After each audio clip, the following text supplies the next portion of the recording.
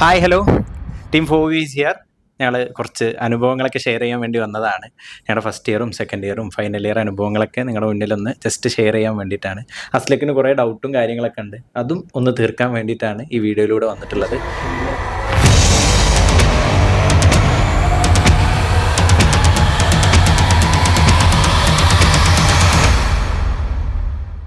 അപ്പം അസ്ലക്കെ ചോദിച്ചോ, എന്താണ് എനിക്ക് ഡൗട്ട് ഉള്ളത്? ഫസ്റ്റ് ഇയറിൽ ഇപ്പോൾ നമ്മൾ ഇപ്പോൾ ഒരുപാട് കുട്ടികൾ ടോപ്പർ ആയിരിക്കുമല്ലോ. ഇപ്പോൾ കോളേജിൽ, സ്കൂളിൽ LKG ടോപ്പർ, UKG ടോപ്പർ, 1ാം ക്ലാസ്സിൽ ടോപ്പർ, 10ാം ക്ലാസ്സിൽ ഫുൾ A+, +2 ഫുൾ A+. അതൊക്കെ എൻട്രൻസ് നല്ല റാങ്കൊക്കെ അടിച്ച് ഞങ്ങളൊക്കെ കോഴിക്കോട് കോളേജ് പഠിച്ചവരല്ലേ ടോപ്പ്. പക്ഷേ ഫസ്റ്റ് ഇന്റേണൽ അങ്ങോട്ട് വന്നപ്പോൾ അട്ടപ്പട്ടം പൊട്ടിയില്ല ആരും. എന്താ സംഭവം? ആസിം പൊട്ടിയിട്ടില്ലല്ലോ. അതൊരു ടെസ്റ്റ് കണക്കൂട്ടു.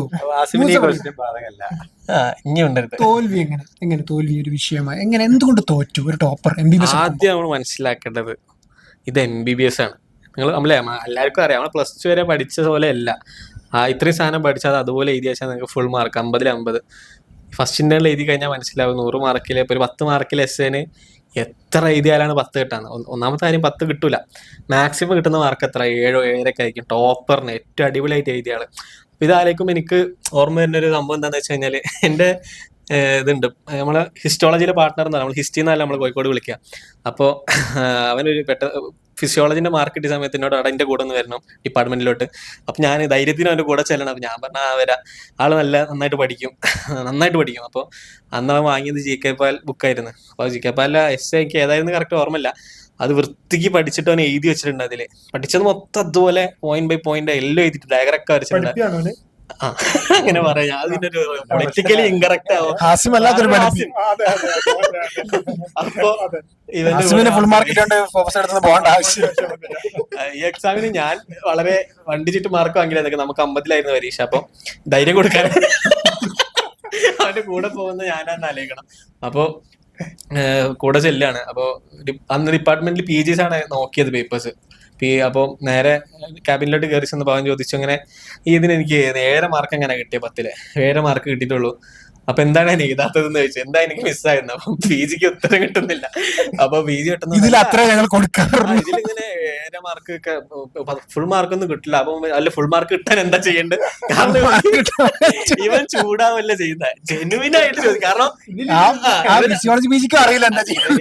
നമ്മളിത് ഇതുവരെ 50-50 വാങ്ങി വന്നല്ല. അപ്പൊ അവൻ അത് എക്സ്പെക്ട് ചെയ്തിട്ടാ വരുന്നത്. അപ്പൊ പാസ്സായിട്ടുണ്ട് ആള്, എന്തോ ആദ്യത്തെ 10-ലെങ്ങാനും ഉണ്ട്. അപ്പൊ ഫിസിയോളജി കുടുങ്ങി. അല്ല, ഇവിടെ അങ്ങനെയൊന്നും ഇല്ല, കൊടുത്തിട്ടില്ല. ഞാനങ്ങനെ കണ്ടിട്ടില്ല. ഫിസിയോളജി ഞാൻ പഠിച്ച കാലം തൊട്ട് ഇങ്ങനെ ഫിസിയോളജി ഉത്തരം കിട്ടുന്നില്ല. അല്ല, ഞാൻ പഠിച്ച ബുക്കിൽ എല്ലാം എഴുതിയിട്ടുണ്ട്, അപ്പൊ ഇനി എന്താ എഴുതാനുള്ളത്? അപ്പൊ എന്തായാലും ഇതിനേക്കാൾ ബെറ്റർ ആയിട്ട് എഴുതുന്ന ഒരാൾ ഉണ്ടാവല്ലോ.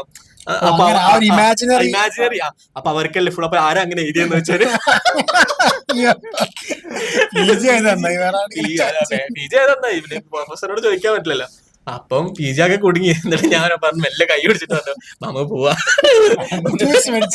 തൽക്കാലം ഈ പുതുകൊണ്ട് തൃപ്തിപ്പെടുക, നമുക്ക് സെറ്റ് ആക്കാന്ന് പറഞ്ഞിട്ട് അവനെ വലിച്ചു കൊണ്ടുപോയി. അതാണ് ഞാൻ പറയാൻ ഉദ്ദേശിച്ചത്. അതായത് ആ ഒരു എക്സ്പെക്ടേഷൻ ആദ്യം മാറ്റി വെക്കുക. കാരണം അതൊരു ശരിക്കും പറഞ്ഞാൽ അത് എന്താ അങ്ങനെയെന്ന് ചോദിച്ചാൽ ഐഡിയൽ ഒരു കൺസെപ്റ്റ്. അതായത് ഒരിക്കലും ഒരു ഫസ്റ്റ് ഇയർ സ്റ്റുഡന്റിന് ഇപ്പോൾ ഗൈറ്റണും ഗാനാങ്ങും ഇതെല്ലാം ഈ ലോകത്തുള്ള എല്ലാ ഫിസിയോളജി ടെക്സ്റ്റും വായിച്ച് അതിൽ നിന്ന് എല്ലാന്നും വിവരം ഉൾക്കൊണ്ട് ആ പേപ്പറിൽ അങ്ങനെ essay പ്രസന്റ് ചെയ്താൽ 10-ൽ 10 കിട്ടുമായിരിക്കും. പിന്നെ അനാട്ടമിയും ബയോകെമിസ്ട്രിയും പുകയോ പഠിക്കണ്ടേ. അപ്പോൾ ഇതെല്ലാം ഒരു ടെക്സ്റ്റ് വെച്ച് പഠിച്ച് അതിൽ പഠിച്ച് മാക്സിമം അറിവാതെ എഴുതി വെക്കാൻ ഒരു കുട്ടിക്ക് പറ്റുള്ളൂ. എന്റെ ഒക്കെ ഒരു കൺസെപ്റ്റിൽ അത്രയും വൃത്തിക്ക് എഴുതിയിട്ടുണ്ടെങ്കിൽ 10-ൽ 10 കൊടുക്കണം എന്നാ. അതിലും ബെറ്റർ സാധനം ഉണ്ടാവും, പക്ഷെ കുട്ടിയുടെ എന്ത് നോക്കണം, ഐഡിയൽ തുഗ്ലക് സാധനം നമുക്ക് ആഗ്രഹിക്കാനേ പറ്റും. ഇനി ഭാവിയിലൊക്കെ അങ്ങനെ വരാം. ഇപ്പോഴത്തെ കൺസെപ്റ്റ് നിങ്ങൾക്ക് സ്ട്രൈക്കിംഗ് ഏറ്റവും കൂടുതൽ ഏതാന്ന് വെച്ച് കഴിഞ്ഞാൽ MCQ ആണ്. 20 മാർക്കിൽ നിങ്ങൾ 20 അറ്റൻഡ് ചെയ്ത് ശരിയായി 20 കിട്ടും. അത് ആർക്കും നിങ്ങളിത് പിടിച്ച് വാങ്ങാൻ കഴിയില്ല. പക്ഷെ അവിടെ 20 കിട്ടൂലല്ലോ. എങ്ങനെയുണ്ട് MCQs ഒക്കെ? MCQs ഒരുപാട് ക്വസ്റ്റ്യൻ ബാങ്ക് ഒക്കെ ക്രിയേറ്റ് ചെയ്ത ആ ടീമിന്റെ ഹെഡ് ഒക്കെയാണ്. അപ്പൊ എങ്ങനെയുണ്ട് അനുഭവം? ഈ MCQ കാണുമ്പോ എന്താ നമുക്ക് തോന്നുക വെച്ചാ നമ്മളിപ്പോ NEET PG ലെവലിൽ പഠിക്കുന്ന സമയത്ത് നമുക്ക് ഇപ്പോഴും ഉത്തരം കിട്ടാത്ത കുറച്ച് ക്വസ്റ്റ്യൻസ് കയ്യിൽ കാണുന്നുണ്ട്. കാരണം അത്രയും എനിക്ക് ഭയങ്കര ലെവല് കൂടിയ ക്വസ്റ്റ്യൻസ് ആയിട്ട് പലതും കണ്ടത്. കാരണം ഫസ്റ്റ് ഇയർ കുട്ടിക്കൊന്നും അത് അത്രയും ലെവലില് ഇതൊക്കെ ഒരു ഡീപ്പാണ്. ഭയങ്കര എന്ന് വെച്ചാൽ ബുക്കിലുള്ള തന്നെ ആയിരിക്കും. നീറ്റ് പി ജി ആ ലെവലിലോ അല്ലെങ്കിൽ ടെക്സ്റ്റിന് പുറമെയോ വേറെ ഏതെങ്കിലും സിൻഡ്രോം ഒന്നുമില്ല ടെക്സ്റ്റിലുള്ളത്. ഇപ്പൊ വിശ്രാം സിംഗ് ലൈൻ ബൈ ലൈൻ എടുത്തിട്ട് ഒരു ഇപ്പൊ കണ്ടന്റിന് ഇപ്പൊ 4 കണ്ടന്റ് ആണെങ്കിൽ 5 കൊടുത്തിട്ട് ഇതിൽ ഏതൊക്കെയാ കണ്ടന്റ് എന്ന് ചോദിക്കുക, മൾട്ടിപ്പിൾ ഓപ്ഷൻ, അസേഷൻ റീസണിംഗ് ഒക്കെ കുറച്ച് പ്രോപ്പർലി വായിക്കുന്ന കുട്ടീനെ റിവാർഡ് ചെയ്യുന്ന പോലെയാണ് പ്രോപ്പർലിയും അത് റിവൈസും ചെയ്യണം. ഒരു തവണ ഒന്നും വായിച്ചാൽ ഒന്നും കിട്ടൂല. നല്ലതാണ് മുന്നോട്ട്. ആക്ച്വലി ഇപ്പൊ ഈ എസ്സേന് 10 മാർക്ക് കൊടുക്കാത്തതിന് ഇപ്പൊ ഒരു പരിഹാരം എന്ന പോലെയാണ് ശരിക്കും MCQ. കാരണം ഇതില് മാത്രമല്ല ഇപ്പൊ പണ്ട് നമുക്കൊരു ട്രെൻഡ് ഉണ്ട്, എക്സാം അടുക്കുന്നതിന്റെ 1 മാസം മുന്നേ കുത്തി മറിഞ്ഞ കഴിച്ചില്ലാവുന്ന ട്രെൻഡ് ഉണ്ടല്ലോ.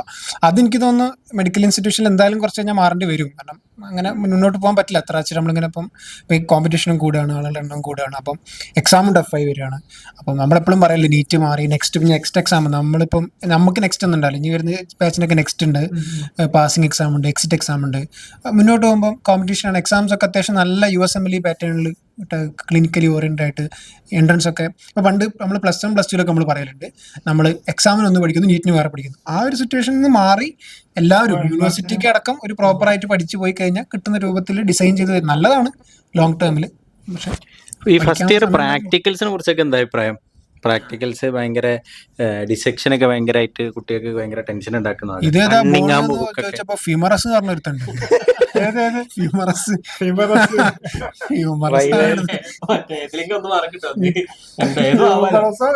ഇതേപോലെ തന്നെ അതായത് ഈ ഒരു സെക്ഷൻ കൈന്റെ ഈ ഒരു സെക്ഷൻ ആയിരുന്നു കട്ട് ചെയ്ത് വെച്ചത് നമുക്കൊരു സ്പോട്ടറിന്.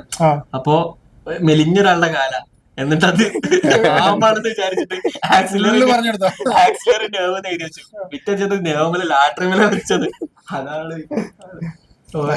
കഥയാണ്. വൈവ എക്സ്പീരിയൻസ് ഒക്കെ എങ്ങനെയുണ്ടായിരുന്നു? എനിക്ക് പ്രത്യേകിച്ച് പറയാനാണെന്നെങ്കിൽ നമുക്ക് പല ടൈപ്പ് വൈബുകളാണല്ലോ. ഞാൻ ഈ കോട്ട് നിർബന്ധമാണ്. പിന്നെന്താ നമുക്ക് കുറെ കാര്യങ്ങളൊക്കെ നിർബന്ധമാണല്ലോ. ഞാൻ പിന്നെ വീട്ടിൽ പോയി വരുന്ന ആളായതുകൊണ്ട് ഒരു ദിവസം കോട്ട് എടുക്കാൻ മറന്നുപോയി. ഫൈനൽ എക്സാം ആണ്, കോട്ടില്ല, ലാബ് കയറണല്ലോ. ഞാൻ എന്തായാലും വീട്ടിൽ നിന്ന് എത്തുമ്പോഴത്തേന് എന്തായാലും നേരം വൈകും. അപ്പോൾ നേരം വൈകി മൂട്ടിലെ സമയത്ത് എത്തിയപ്പം കോട്ടില്ലാത്തൊരവസ്ഥ. അപ്പോൾ ഹിസ്റ്റോളജി വൈവാണ്. അപ്പം എന്താ കാട്ടുക, ഒരു വൈകില്ലല്ലോ. ഞാൻ നേരെ താഴത്ത് പോയിട്ട് കോട്ട് കിട്ടുന്ന ഷോപ്പ് ഉണ്ടോ നോക്കി, അതും തുറന്നിട്ടില്ല. അവസാനം അവിടെ ഒരു PG ചേട്ടനുണ്ടായിരുന്നു. ആ കാക്കനോട് നിങ്ങളെ കോട്ടൊന്നും തരുമോന്ന് ചോദിച്ചു.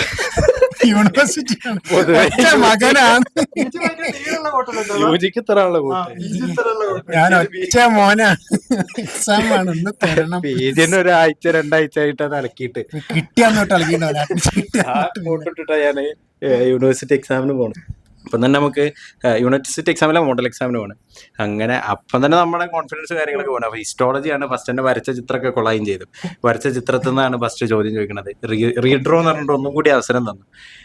മറ്റേ സീനായിട്ടുള്ള മാഡക്കേനും. അങ്ങനെ റീഡ്രോ ഒക്കെ ചെയ്ത് ഇങ്ങനെയൊക്കെ തട്ടിക്കുട്ടി പാസ്സായി. പക്ഷെ ചോദിക്കുന്ന ക്വസ്റ്റ്യൻ ഒന്നും നമുക്ക് ആൻസർ ചെയ്യാൻ പറ്റുന്നില്ല. അപ്പോൾ ഇതിന്റെ ഒരു ഇതെന്താന്ന് വെച്ചാൽ പഠിച്ചാൽ മാത്രം പോരാ, ഇങ്ങനത്തെ കുറച്ച് കാര്യങ്ങളും കൂടി MBBS ശ്രദ്ധിക്കണം. താടി പഠിക്കേണ്ടി വരും.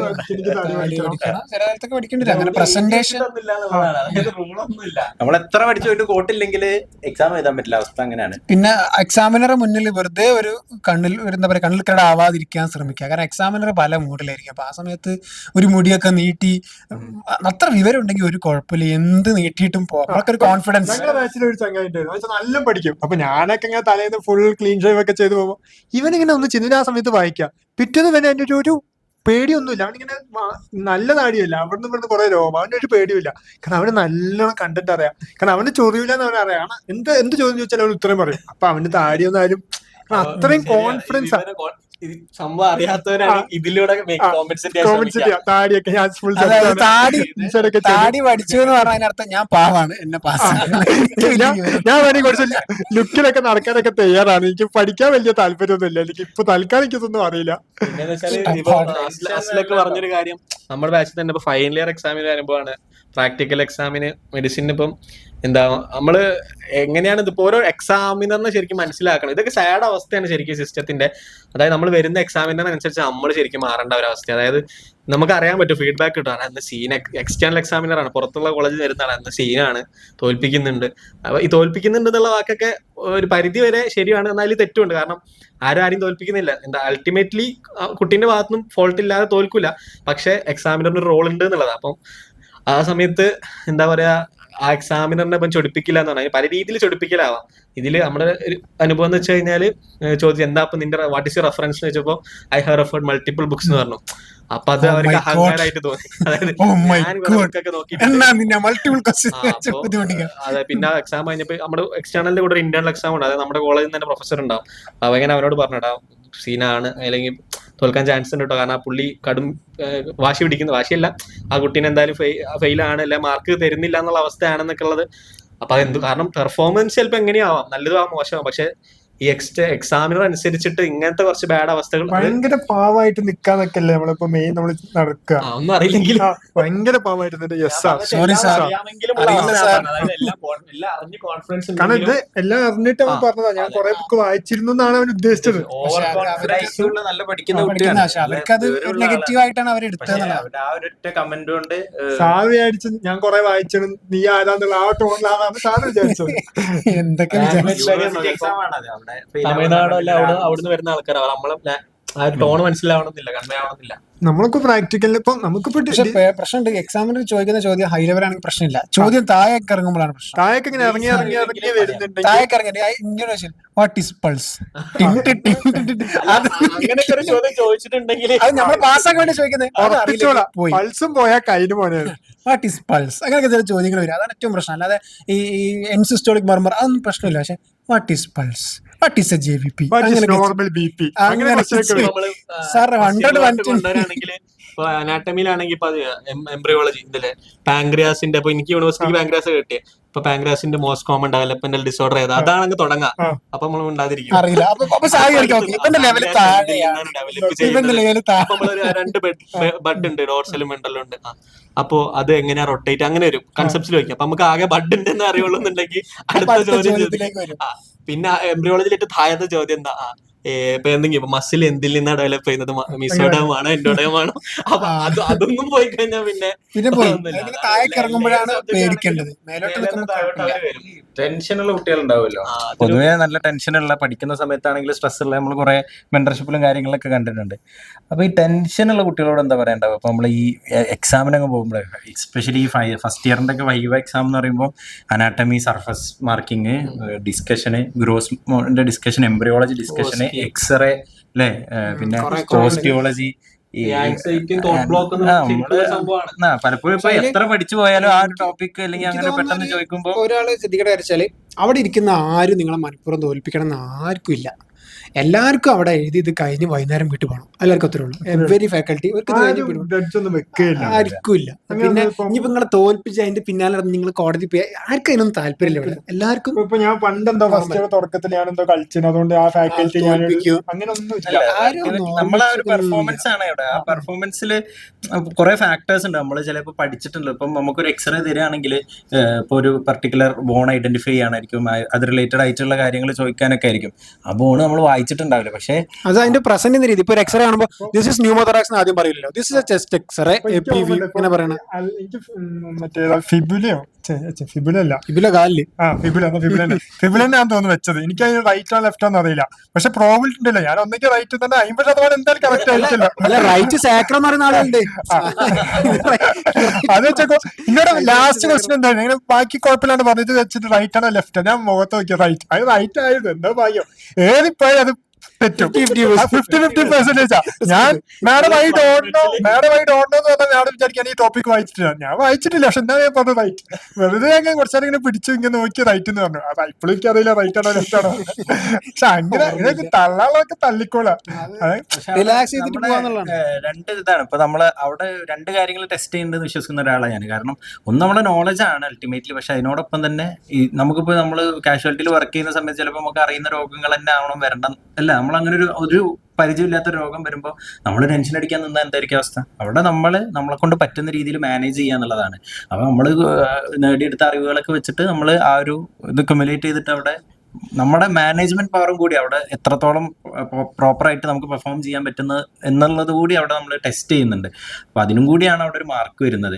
പ്രോപ്പറായിട്ട് നമ്മുടെ ഫാക്കൽറ്റീസിനെ ഗ്രീറ്റ് ചെയ്യുക. അറിയില്ല എന്നുണ്ടെങ്കിൽ എന്താ പറയുക, ഇതുപോലെ ഏത് രീതിയിൽ എന്തെങ്കിലും അറിയുന്ന രീതിയിൽ എന്തെങ്കിലുമൊക്കെ പറയാൻ വേണ്ടി ശ്രമിക്കുക. ഫുള്ള് ഇങ്ങനെ ടെൻഷൻ അടിച്ച് ഇടങ്ങാറാവരുത്. ഇപ്പൊ ഉമ്മർ പറഞ്ഞ പോലെ തന്നെ ഇപ്പൊ ചില കാര്യങ്ങൾ അവർ നോക്കുന്നത് മസ്റ്റിനും ഈ കുട്ടിക്ക് അറിയുമെന്നുള്ളതാണ് ബേസിക്. ഇപ്പൊ ഉദാഹരണത്തിന് പറയുകയാണെങ്കിൽ ഒരാൾ വയറുവേദനയായിട്ട് വരുമ്പോൾ അപ്പൻഡിക്സ് റൂൾ ഔട്ട് ചെയ്യാന്നുള്ളത് ഇമ്പോർട്ടന്റ് ആണ്. പക്ഷെ ഒരു അക്യൂട്ട് പോർഫേറി ആണോ ചിലപ്പോൾ നമുക്ക് എല്ലാവർക്കും കിട്ടിക്കൊള്ളുന്നില്ല. അതൊരു വലിയ ഡയഗ്നോസ് ആയിരിക്കാം.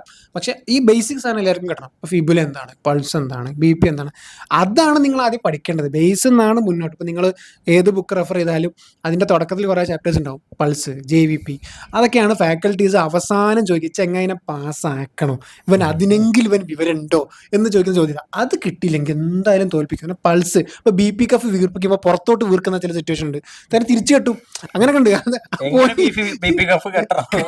അതൊക്കെ ചോദിക്കും. BP നോക്കുമ്പോൾ പോലും ലാസ്റ്റ് ഫൈനൽ വാല്യൂ അല്ല നോക്കുന്നത്, എങ്ങനെ കെട്ടുന്നത്, വാല്യൂ മാറി. ഇപ്പൊ മാഡം നോക്കിയപ്പോ 130, 50 ആയിരിക്കും. 10 ആൾ നോക്കുമ്പോ അയാൾക്ക് ദേഷ്യം പിടിച്ച് എന്തായാലും BP മാറും. പക്ഷെ അവര് നോക്കുന്നത് എന്താ വെച്ചാല് കെട്ടുന്നത് എങ്ങനെയാണ്, അപ്രോച്ച്, അതാണ് ശ്രദ്ധിക്കണം. പിന്നെ ഈ ഇത് ഇവർക്കൊരു വേറെ പ്രശ്നം കൂടി ചില ഫാക്കൽറ്റീസ്, നമ്മളിപ്പം ഡയഗ്നോസ് ഒക്കെ പറയുന്ന സമയത്ത് BP ഉണ്ട് ഇരുന്നപ്പോൾ തന്നെ 130, 50 എന്ന് പറഞ്ഞാൽ ബാക്കത്തോൻ പറഞ്ഞെന്നാന്ന് മാഡത്തിന് മനസ്സിലാവും. പോയി തൊറ്റ്. അങ്ങനെ ഒന്നും മണ്ടത്തരം ചെയ്യരുത്. ഒരു കേസുകൾ കാണുമ്പോൾ തന്നെ sir this is MR sir, മെട്രോളിക് എഡ്യൂക്കേഷൻ എന്നൊക്കെ മണത്തിട്ടൊന്നും പറയരുത്. മണ്ടത്തരമാണെങ്കിലും നമ്മൾ ആ മണ്ടത്തരത്തിൽ എങ്ങനെ എത്തി എന്നുള്ളതാണ് ഇവിടുത്തെ ഇമ്പോർട്ടൻ്റ് ആയിട്ടുള്ള കാര്യം. ഈ ഹിസ്റ്റോളജി സ്ലൈഡ് ഐഡന്റിഫൈ ചെയ്യാൻ ഭയങ്കര അത് ഞാൻ പറയാൻ പാടില്ല. മഞ്ചേരിയൊക്കെ അല്ല, ഞങ്ങൾ ഇവരെല്ലാം കൊണ്ടാന്ന് വേണം ഞാൻ പറയാൻ സമയത്ത്. കാരണം സ്ലൈഡിൽ നോക്കുന്നതിന് പകരം അടിയിലേക്കാണ് നോക്കുക. അതായത് സ്ലൈഡിൽ നോക്കുന്നതിന് പകരം മൈക്രോസ്കോപ്പിന്റെ അടിയിലേക്ക് നോക്കും. സ്ലൈഡിന് അടുത്തൊരു പൊട്ടുണ്ടോ അത് കാണുമ്പോൾ ചില സ്ഥലത്തൊക്കെ ചില സ്പൈനൽ കോഡ് കാണുമ്പോൾ ബട്ടർഫ്ലൈ പോലെ ഉണ്ടാവും, വക്ക് പൊട്ടിയത് മറ്റേ സ്റ്റൊമക്കാണ്, അങ്ങനെയൊക്കെ പഠിക്കുന്ന ഒരു കാലം ഉണ്ടായിരുന്നു. എനിക്കിപ്പോഴും ഓർമ്മയുണ്ട്, ഞങ്ങളുടെ ഒരു ഫ്രണ്ട് അവസാനം മോഡൽ എക്സാമിന് ഹിസ്റ്റോളജി വെക്കൂലേ സ്ലൈഡ് എല്ലാവരും കാണിക്കാൻ വേണ്ടിയിട്ട്, അന്നോളൊരു സ്ലൈഡ് പൊട്ടിച്ച്, അത് ഇമ്പോർട്ടന്റ്. അപ്പോൾ പുതിയ സ്ലൈഡ് വെക്കേണ്ടി വന്നു. അപ്പോൾ അത് കിട്ടിയ ആളുകളൊക്കെ എക്സാമിന് എന്ത് ചെയ്യാന്നറിയില്ല. അപ്പം അതാ പറയാം. അപ്പം അൾട്ടിമേറ്റ്ലി അത് അനാട്ടമിയുടെ ഒരു ചെറിയ ഭാഗമാണ്, പഠിച്ചു പോവാന്നുള്ളതാണ്. അത് നിങ്ങൾക്ക് എന്താണോ കണ്ടിട്ട് തോന്നുന്നത് അത് വരയ്ക്കുക. അതന്നെയാണ്. പിന്നെ എല്ലാ സമയം ഫാക്കൽറ്റി വെക്കണം. ചില ഐ സ്റ്റിൽ റിമെമ്പർ ഒരു മാഡം പറഞ്ഞത്, ഒരു എക്സ്റ്റേണറി സ്ലൈഡും കൊണ്ടുവരുന്ന എക്സാമിനർ ഉണ്ട്. ലൈക്ക് അവർ സ്ലൈഡും കൊണ്ടുവരും, അവരത് വെക്കും. അതങ്ങനത്തെ 1-2 പറയാറുള്ളൂ. പക്ഷെ അവരും പാസ്സാക്കാറുണ്ട്. കാരണം എല്ലാവരും പാസ്സാക്കാൻ എത്ര വെയിറ്റേജ് ഉണ്ടാവും ഹിസ്റ്റോളജിക്ക്? ഒരു പരിധിക്കപ്പുറം ഒന്നും വെയിറ്റേജ് വരില്ലല്ലോ. ഈ വൈവൊക്കെ ഇപ്പൊ അവർക്ക് കാണാം. നമുക്കിപ്പം എനിക്കൊന്ന് ഫൈനൽ ഇയർ വരെ നമുക്ക് എല്ലാ എക്സാമിനും വൈവല്ലേ, പക്ഷെ നമുക്ക് അതിന്റെ പ്രാക്ടീസ് കിട്ടുന്നത് ഫസ്റ്റ് ഇയറിലാണ്. കാരണം ഫസ്റ്റ് ഇയർ എല്ലാ പ്രാക്ടിക്കലിലും റെക്കോർഡ് ഒപ്പിടാൻ നേരത്തെ കുറച്ച് ക്വസ്റ്റ്യൻ ചോദിക്കല്ലോ, അതൊക്കെ ആക്ച്വലി പ്രാക്ടീസ് ആ വൈവൊക്കെയുള്ള ചെറിയ. അപ്പൊ ആ സമയത്തുള്ള ടെൻഷൻ അങ്ങനെ പറഞ്ഞ് ഒരു 1 ഇയർ മൊത്തം ഓരോ പ്രാക്ടിക്കലിനുള്ള വൈവ, അതിന്റെ ഇടയ്ക്കിടയ്ക്ക് വൈവ എക്സാം, ആക്ച്വലി അതൊക്കെ നല്ലതാണ്. കാരണം ഒരു പരിധിക്ക് ആ ടെൻഷൻ എങ്ങനെ വൈവിന്റെ, കാരണം ഇതൊക്കെ നമ്മൾ ഡോക്ടറായിട്ട് പുറത്തിറങ്ങുന്ന സമയത്ത് നമ്മളെന്നും രോഗികളോടും ചൂടായ വൈസ് സ്റ്റാൻഡേഴ്സിനോടും എല്ലാവരോടും സംസാരിക്കേണ്ടി വരും. കമ്മ്യൂണിക്കേഷൻ ഭയങ്കര ഇമ്പോർട്ടൻ്റാ. അവിടെ ഇങ്ങനെ വെപ്രാളം പിടിച്ചിട്ടൊന്നും കാര്യമില്ല. പല ടെൻഷനുള്ള പല സിറ്റുവേഷനിലും നമ്മൾ കടന്നു പോകണം. വൈവെല്ലാം മുന്നോട്ട് പോകുമ്പോൾ ഇപ്പൊ നമ്മളിപ്പോ ഇനി പുറത്തൊരു ഡിഗ്രി എഴുതുകയാണ്, ഇപ്പൊ ഒരു MRCP ഒക്കെ, അവിടെ ഓസ്കി സ്റ്റേഷൻസ് ഒക്കെ ഉണ്ട്. ഇനി പ്ലാബ് എഴുതി പുറത്തു പോകണം, ഓസ്കി സ്റ്റേഷൻസ് ഉണ്ട്.